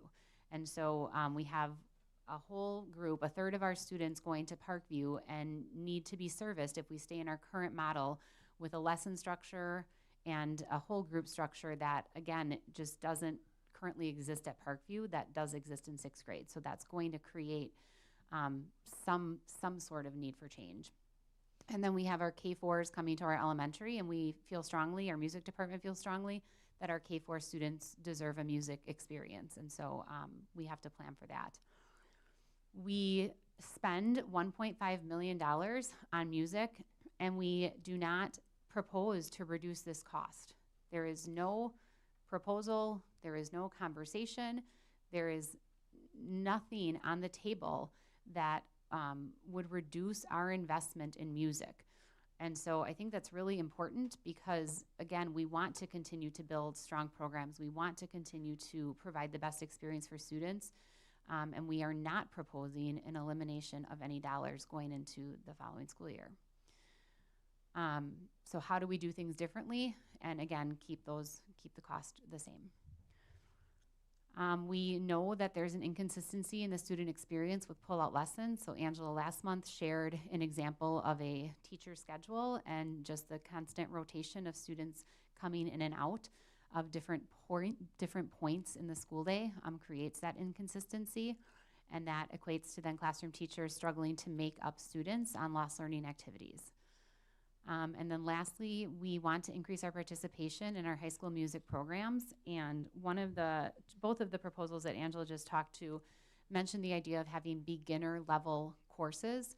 Currently, students who are not in band in 6th grade do not have an entry point to band after that.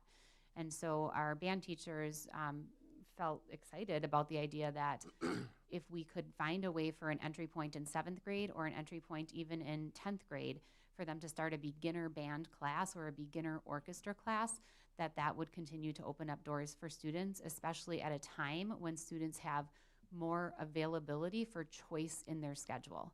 Students at elementary through 6th grade really have very limited choice, but as they get older, they have more availability in their schedule to have choice. And so that idea of a beginner level class, we think could help with that participation in our high school music programs. Next slide. So next steps, we have a parent advisory meeting on March 17th. We like to take any systems level discussions to our parent advisory for feedback, so we do plan on taking this to our parent advisory. We will continue with our subcommittee work. We have a meeting the second to last week in March, and then we will continue to update you as a board and continue to update the community through key news and other avenues.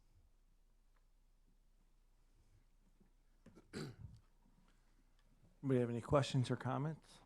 Eric? Okay, can we go back to the slide that shows the increase for the FTE? I think it's, yeah, that's it. Okay, so I'm looking at this. Now, I know it says it, but I just want to verify. This is with no requirement to take music in 7th grade, correct? Correct. Okay. So, and then there's no 4th grade orchestra. Correct.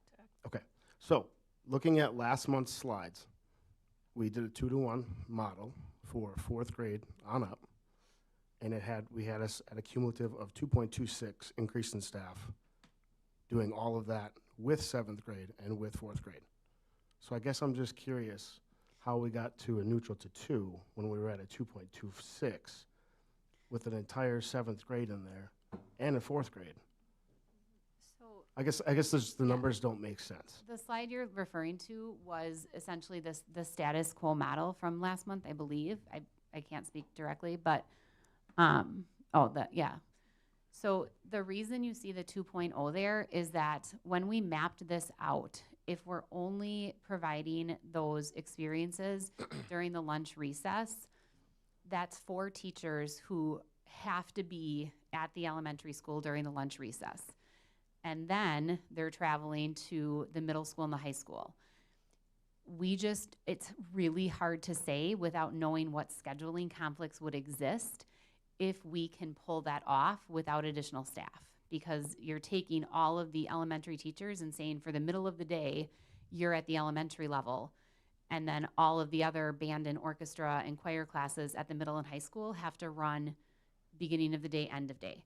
It's not to say it can't be done. I just don't want to overpromise from a staffing position that if there was a scheduling conflict and we needed to, again, add to make it work, there's no way for me to predict this without running our master schedule. And to do that, we have to actually schedule students. And so, we have scheduling conflicts all the time. We're going through that process right now. And so it's really hard to say, but my best prediction is that there will be something in the 2.0 is the safest way for me to, I would say, not have you guys come back and say, Rachel, you told us it was staffing neutral and now you need 2.0. It could be staffing neutral. Sure. And let's say it is 2.0. I guess I'm just not making sense of the numbers being that we're getting rid of 7th grade, cutting 4th grade, and then we're doing lunch and recess when none of this was included in the 2.26. I feel like the numbers should have went down a lot, maybe down to a 1. And it could go down to a 1. Again, I don't want to promise that without seeing how the master schedule pans out. Greg? Rachel, the music teachers are involved in this process, and to what extent? We meet with them, in February, we met with them twice. March, we just met with them for 3.5 hours. Yep. We're meeting with them again in, like I said, 2 weeks. They are fully invested. They are a phenomenal group of educators who are showing up to the table, ready to collaborate, work, and yeah, Thank they're you. heavily involved. Any other questions, comments? I do. Eric? All right, so I'm just gonna say this, just to say it. I think that if we're gonna start cutting from 4th and 5th grade, I'm gonna equate this to football, because my son was in football, right? So if we're gonna cut and start in 7th grade, that would be like taking the football players out of 5th and 6th Braves program and saying, all right, go perform on 7th grade. You go perform in 7th grade football, you've never played football before, you're not gonna play robot. Okay? Hold on, please. That's me trying to equate it to sports, right? Starting somebody off at the 6th grade or 7th grade level, when we have an opportunity, we can consider, getting them in younger. I think they're going to be better, right? I think that just makes sense.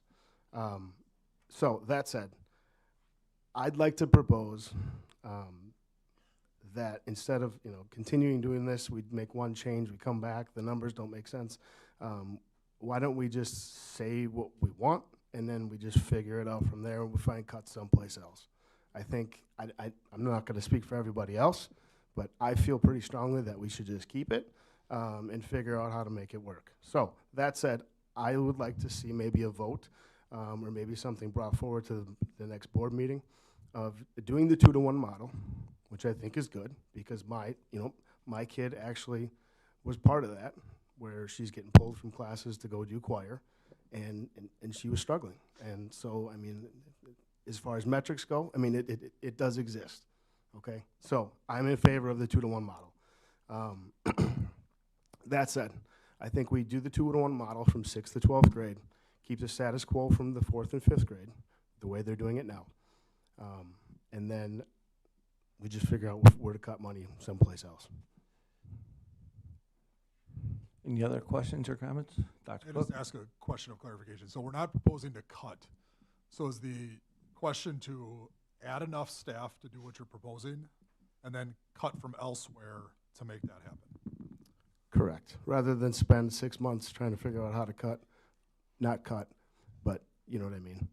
Not add money to this. Why don't we just add the money to this and figure out where to cut somewhere else?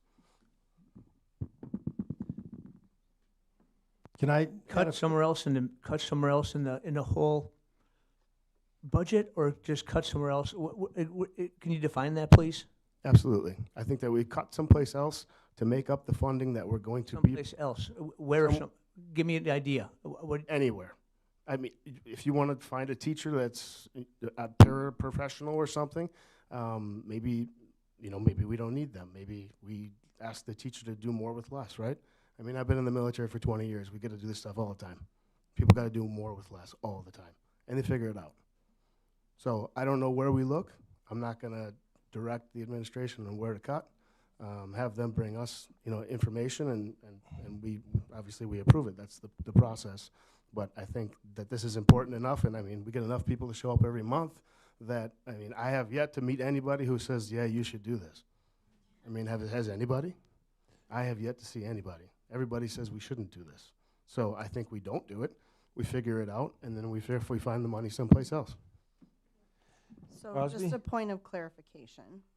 If we were to do what you're asking, that cannot be brought to a vote next week, correct? Because it's not been presented yet.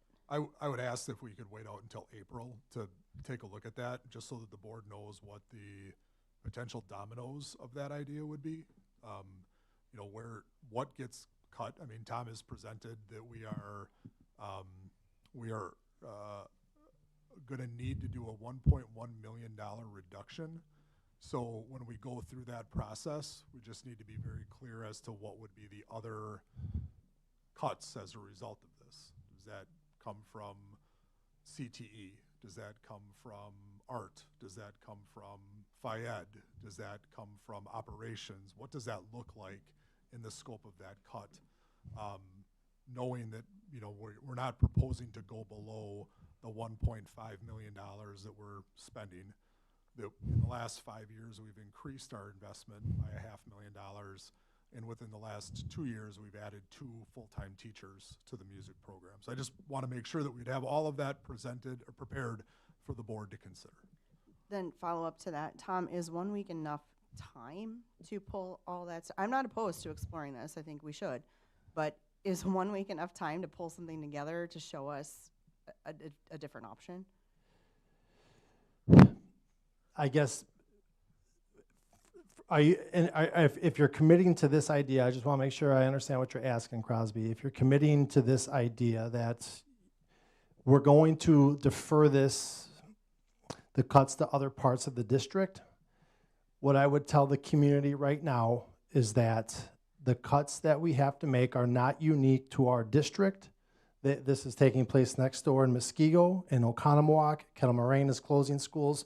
Waukesha closed 3 schools. Everybody is facing this, and if you defer this, we will have a different group in here with the same passion, because I get it. People are passionate about their education.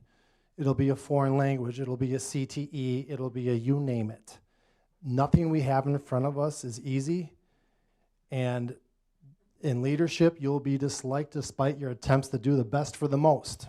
And we have to understand that in this room right now, and that no matter what we choose, we will have a large number of people completely unsatisfied with whatever we choose. As we talk about some of the problems in here tonight and the questions that I heard during public comments, where is the source, you know, what is the issue with funding, and let's fix it? We were delinked in student funding back in 2009. We used to get funding increases on an inflationary basis, and that stopped in 2009. Public funding has not kept up with inflation for the last 15, 16 years. Ask anybody who does my job anywhere, and you'll hear that. So we have a tough job in front of us. So just keeping it neutral at 15.74 FTE, you know, everything else is being examined right now throughout the district from a financial perspective. Everything is being looked at to say, how are we going to close a $1.1 million gap? To make a commitment that we're not going to touch band music orchestra it's good to know that they're not going to shrink the number of people we're dedicating to teach these kids. To commit to growing it while everybody else is going to get cut, that's just, it's the tough work you guys have in front of you.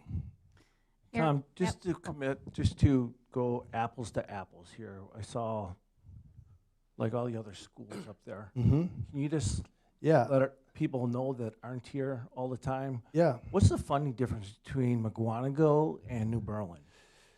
Yeah, no, I off the top of my head, I don't know where New Berlin is at, but if we're going to compare ourselves to Elmbrook, what I will tell you is that Elmbrook and Kettle Moraine both get significantly more funding. If we are funded at $11,650 per student this year in our per pupil revenue limit, I believe that Kettle Moraine is in the higher 13,000s or low 14,000s. They get a lot more funding on a per pupil basis, and that's not to pick or to pit ourselves, us versus them. Those are our friends. Those are our neighbors to the north. And I got a lot of respect for Kettle Moraine, but when you look at how much funding does a kid in Mukwonago get versus how much funding does a kid in Kettle Moraine or Elmbrook get, it's a lot more. I wish we had access to more financial resources and that we could take care of all this, but we don't. So now we have tough choices to make. Thank you. Any other questions or comments? I just want to make sure I'm understanding, Eric, your request.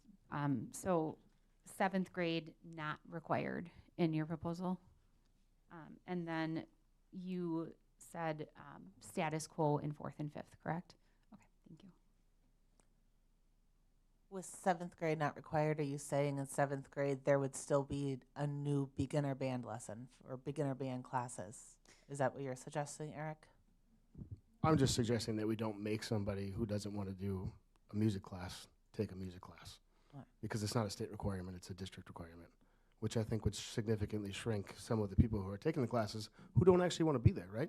They can go into classes that they want to be in, which I think would make the grades go up in the district because they were going to want to perform in the stuff that they want to do, and it might fix some of this too. Tom, I have a question since something got brought up earlier. If somebody was to do a fundraiser such as a golf tournament that was suggested, can that money be donated and allocated to a music program? I would never stop anybody from. But can it be used for teachers? Can it be used to pay teachers? I mean, is there a distinct line of where that money can go?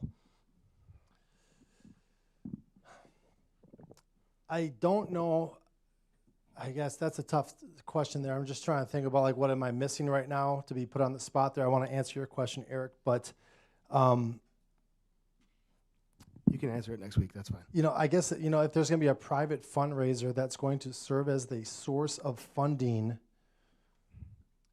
you know, is that like in lieu of their paychecks? Or, I mean, I couldn't stop somebody from fundraising and taking those proceeds and donating them however they wish. I couldn't get in the way of that.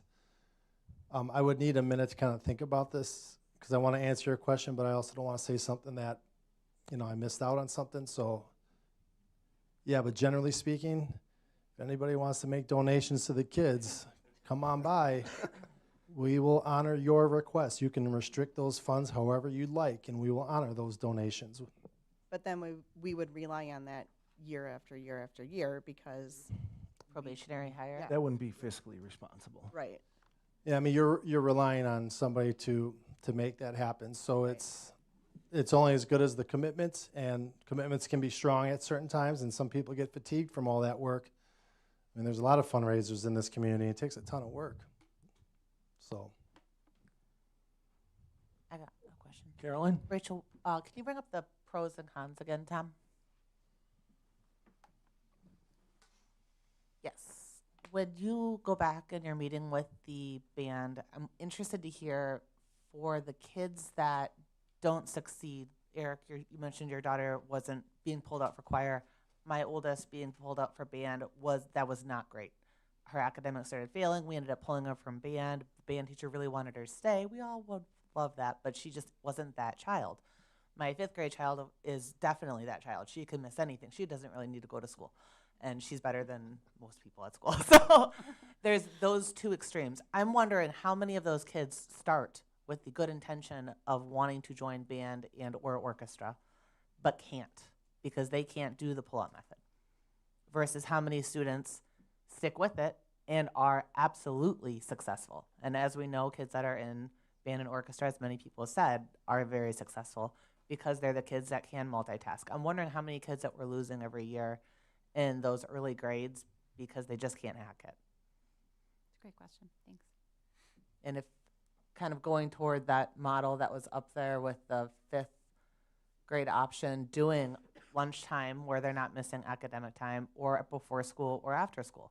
Because my 5th grade daughter, who's now in 8th grade, or was in 5th grade and we had to cancel out her flute lessons, now in 8th grade, she's like, oh, I wish I could have taken band in 7th or 8th grade. It's just not an opportunity. And it wasn't an opportunity, unfortunately, because academically she just couldn't hack it. So she had zero offering for music outside of just doing choir. And even then being pulled out, that's always a big struggle for her. So be interested. Yep, absolutely. Any other questions or comments? I'll address, since it's been coming on the agenda, teachers have approached me, and they talked about kids getting pulled out of their classroom. And they always ask, can I get those minutes back in my classroom? Can I pull them out of music class? And I think it's a fair question. And that's something we have to look at and balance as well. Because those teachers, a lot of teachers that approach me, they don't like that model either. Kids getting pulled out of their class. Not only are they missing the class time, it's also a distraction in the classroom with kids coming and going. So that's something we have to take all of that into account when we're thinking about this. So any other questions or comments on that? All right, thank you, Tom.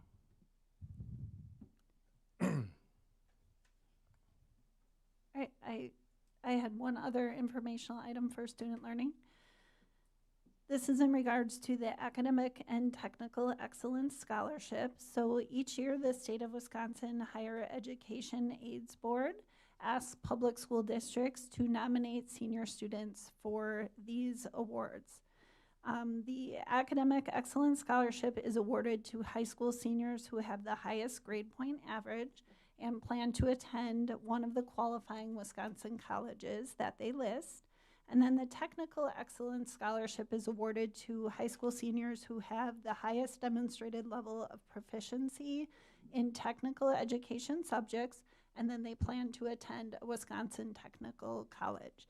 So based on those criteria, the nominations for 2026 are, for the Academic Excellence Scholarship, we have Raina Jellish, Whitaker Carmichael, Catherine Wilhelm, and Carson Rudolph. And then for the Technical Excellence Scholarship, we have Olin Kinnunen, Derek Steinbrenner, Nicole Friedrich, and Ava Lupo. So we congratulate all of those students. We are very proud of their accomplishments and wish them the best as they continue on in their education. That's awesome. That is awesome.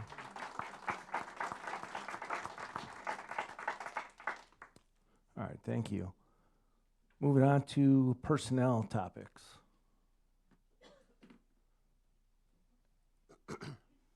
All right, so we're going to give you a brief update on where we are with our Parkview planning. So just a brief update on our steering committee.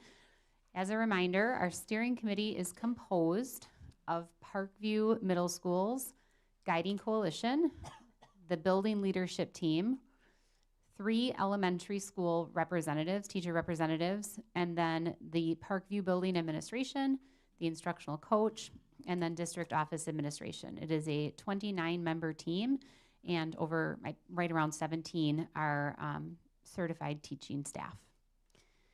So our group at this point in time, we're continuing to meet on a monthly basis, and we have divided into 3 now area focus groups. So we have a group that is really looking at the homeroom structure and what that will look like going into the new middle school. As you've heard, our elementary students experience what is called What I Need time, and that is not currently a structure that exists at the middle school. And so we're just looking at how can we potentially use homeroom and then potentially use that time for what I need as well. We have a group that Christine is spearheading that's looking at intervention and our specially designed instruction. And then we have a group that's looking at the schedule and the coursework. And so the focus for our March and April meetings will continue to be on these 3 topics. And our immediate next step is we're going to start to collect cross-district course requirement information. So that seems to right now be I would say a topic of conversation for our team is what courses, again, we want to require in Mukwonago versus what is statutorily required, and just have that discussion. Go ahead, Tom. So the schedule idea that we have proposed is that the core areas would have a longer period of time, so they would operate in 90-minute blocks. And then our elective areas would operate in 45-minute blocks. And this aligns to those instructional guarantees that we developed in the fall with, again, the prioritization being on core time. If you want to go ahead and click, Tom. Our team, as we've been looking at this, we continue to identify advantages and disadvantages. And our advantages, again, core time is prioritized.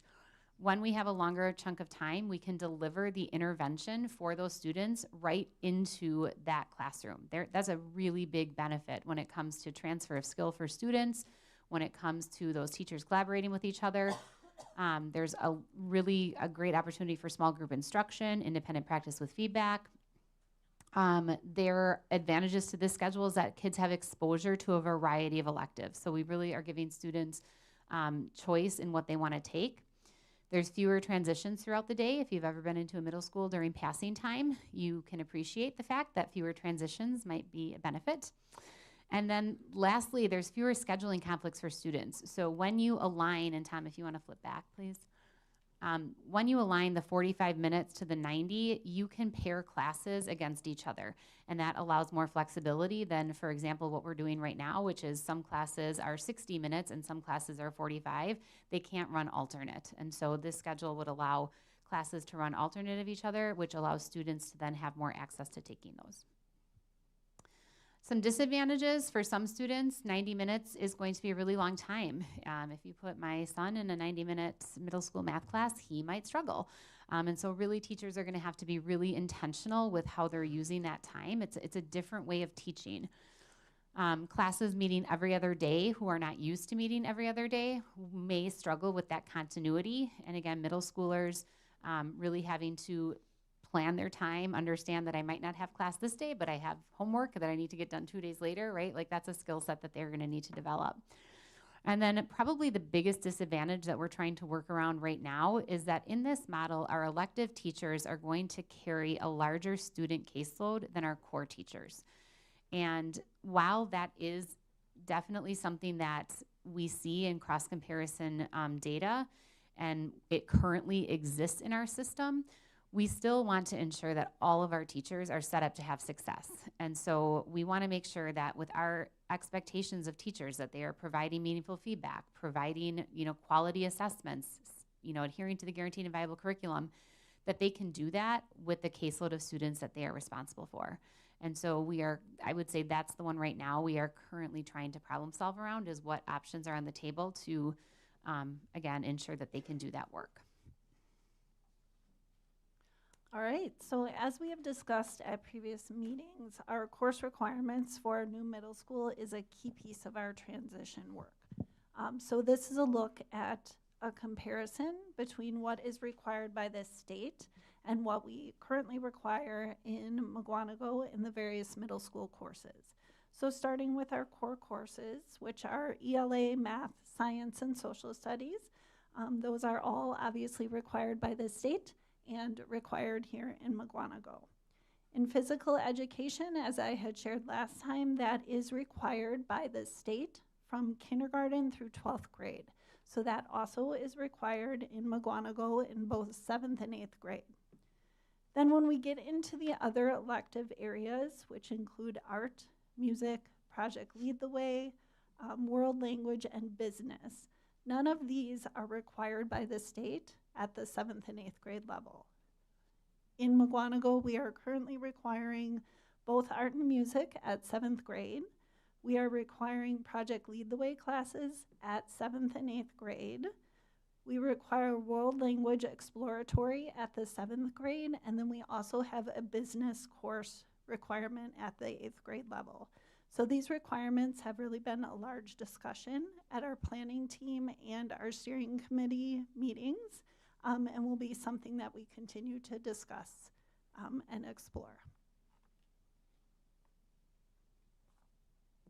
Okay, so the buckets I'm going to talk about tonight, one of the subcommittees that we are working through is intervention and specially designed instruction.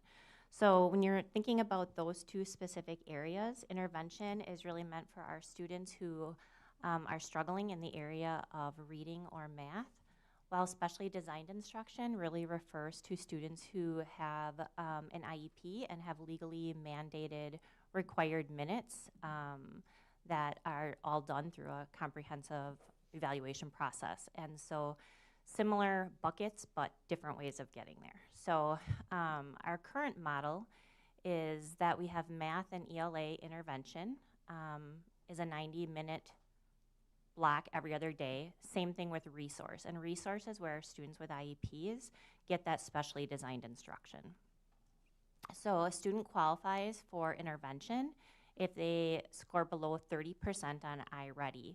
A student who has specially designed instruction goes through a very specific process, and then after that process is determined, then they have an IEP and those minutes are very targeted. If a student has an IEP goal in reading, they typically don't have a reading intervention. Likewise, if they have a goal in math, then they wouldn't necessarily have math intervention. The same students may attend math intervention if they don't have a goal. So sounds crazy, but if you have a reading goal, you're gonna get that targeted instruction from the special education teacher. If you have a math goal, you're going to get that from the targeted special education teacher. If you don't have a math goal in your IEP, you can go to math intervention. Does that make sense? And then during our current model is that students can receive specially designed instruction in multiple areas during one period. So if I have a student I'm working with that has an IEP, they might have a written language goal, a goal in reading comprehension, a goal in math, and maybe a goal in social skills. And I can, as a special education teacher, attack all of that during that resource time. Next slide, Tom. All right, so the current advantages and disadvantages. The advantage is that you have small group sizes, so you can have some very specific intentional instruction. It is a large chunk of time, so that 90 minutes does give you a good amount of time to work within. There's flexible grouping options, and then we do have strong resources available for our interventionists and for our special education teachers who do specially designed instruction. The disadvantage is that it is a long instructional block. So it might be an area where student struggles, and then where it is a long time, then that 90 minutes becomes a long time. Also, for some of our students who receive specially designed instruction, they might have a goal that would be, let's say 45 minutes a week for math instruction. And we're already putting them in a 90-minute block. So it gives them more time than what they might need. And then it can limit their selection of an elective. So another disadvantage is it's not daily instruction, so it is that every other day. I just said this already, it's a loss of an elective. Parents can opt out of an intervention, so if a student meets criteria for intervention, they score below that 30% mark, they get targeted, I guess, for intervention. A parent doesn't have to put their child in intervention. Where if a student has an IEP, we do need to make sure that they're getting that time during the school day because it's legally required, and it's how we're gonna close that gap. Another disadvantage would just be that it is a struggle between when do they get homework done, when do they get specially designed instruction, and then how do you also manage behaviors in that 90-minute block. Next slide, Tom. So some of the ideas we've talked about for 27-28 is just that, so there's gonna be that 90-minute block for math and ELA, so how could we utilize either the beginning of that 90 minutes or the end of that 90 minutes to do some targeted instruction? So we have those three buckets: specially designed instruction, our intervention, and our extension for kids who need enrichment. So how can we align our instruction either at the front end or the back end to explore different options to be able to blend that learning right into class?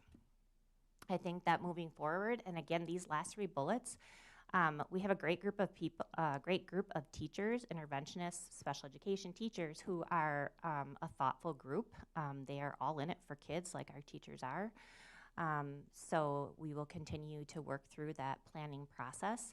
I think one thing that stood out to me from the group is that just need to continue to be open-minded and explore different possibilities or different models, and not to shoot anything down right away. And so that can feel sometimes uncomfortable. And then also just talked about creating lead teachers in some content areas, specifically in special education, so that we have some, I guess, chair people that are really entrenched in math or ELA or whatever the topic might be. All right, and then from a staffing lens, we had a meeting on February 24th. Dr. Cook, Mr. Spielman, and I hosted that for all elementary teachers who were interested in coming to the new middle school. At that meeting, we gave them an update on just the progress of the new middle school, and then we reviewed with them kind of the staffing plan, how they can express an interest in their transfer, and then licensing procedures. Some staff we know are going to have to go through the emergency license process, and so just walking them through that. We do anticipate that all of our teachers who have a desire to move will have a spot to go. So obviously our enrollment numbers drive staffing allocations, but based on the number of teachers who have said they want to go and what our current enrollment looks like, we believe that we'll have spots for all of our teachers at the new middle school. And then next October, we'll be sending all of our staff at Parkview, as well as then all of those elementary staff who have expressed an interest, a staffing survey, asking them, what are you licensed to teach? What do you want to teach? Because we have a lot of, again, elementary teachers who might be right now specializing in science, but have to, when they move to the new middle school, teach, social studies or math. And so we want to make sure that we have their top preference so that we can get them in the most ideal state. But we also, again, have to make sure they're licensed in that.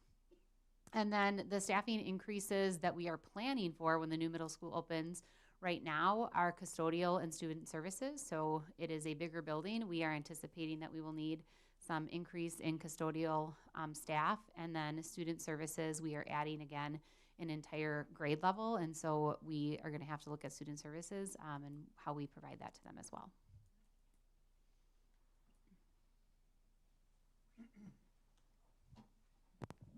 Carolyn?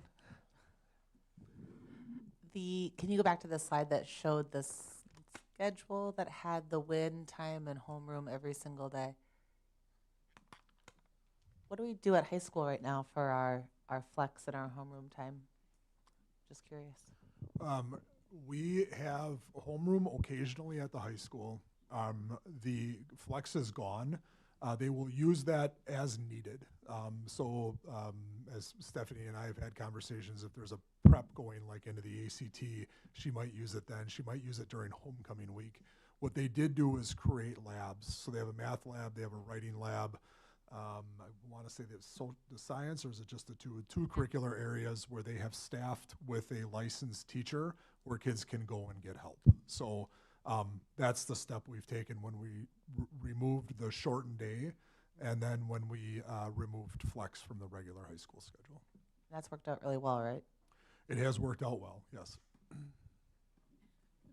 What are our thoughts on adding, because right now the kids, I believe, have homeroom and flex opposite days, right?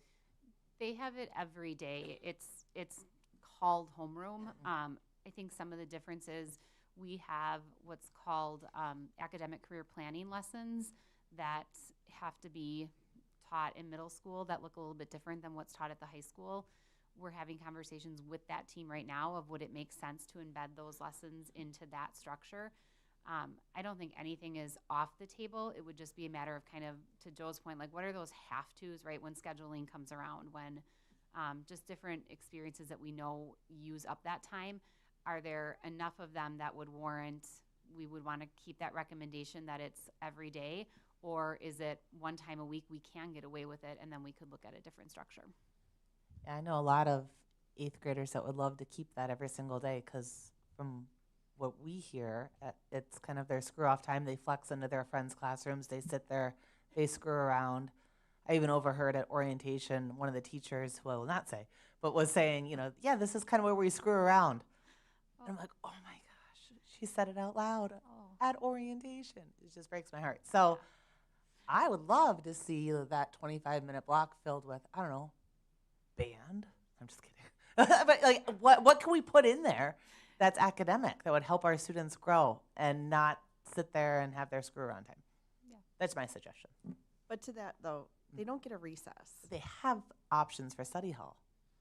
So they get a 45-minute study hall and they get a 25-minute screw around where they can flex into their Right, friends' but a study hall's not a screw. Well, it's not supposed to be a screw around time.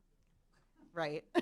neither is Right. neither is what I need now. They're supposed to be completing all of their homework, and some kids can do that during class. They don't even need the time, so that's why they're flexing. And some kids are and this is not Right. all children. Some kids actually use this time.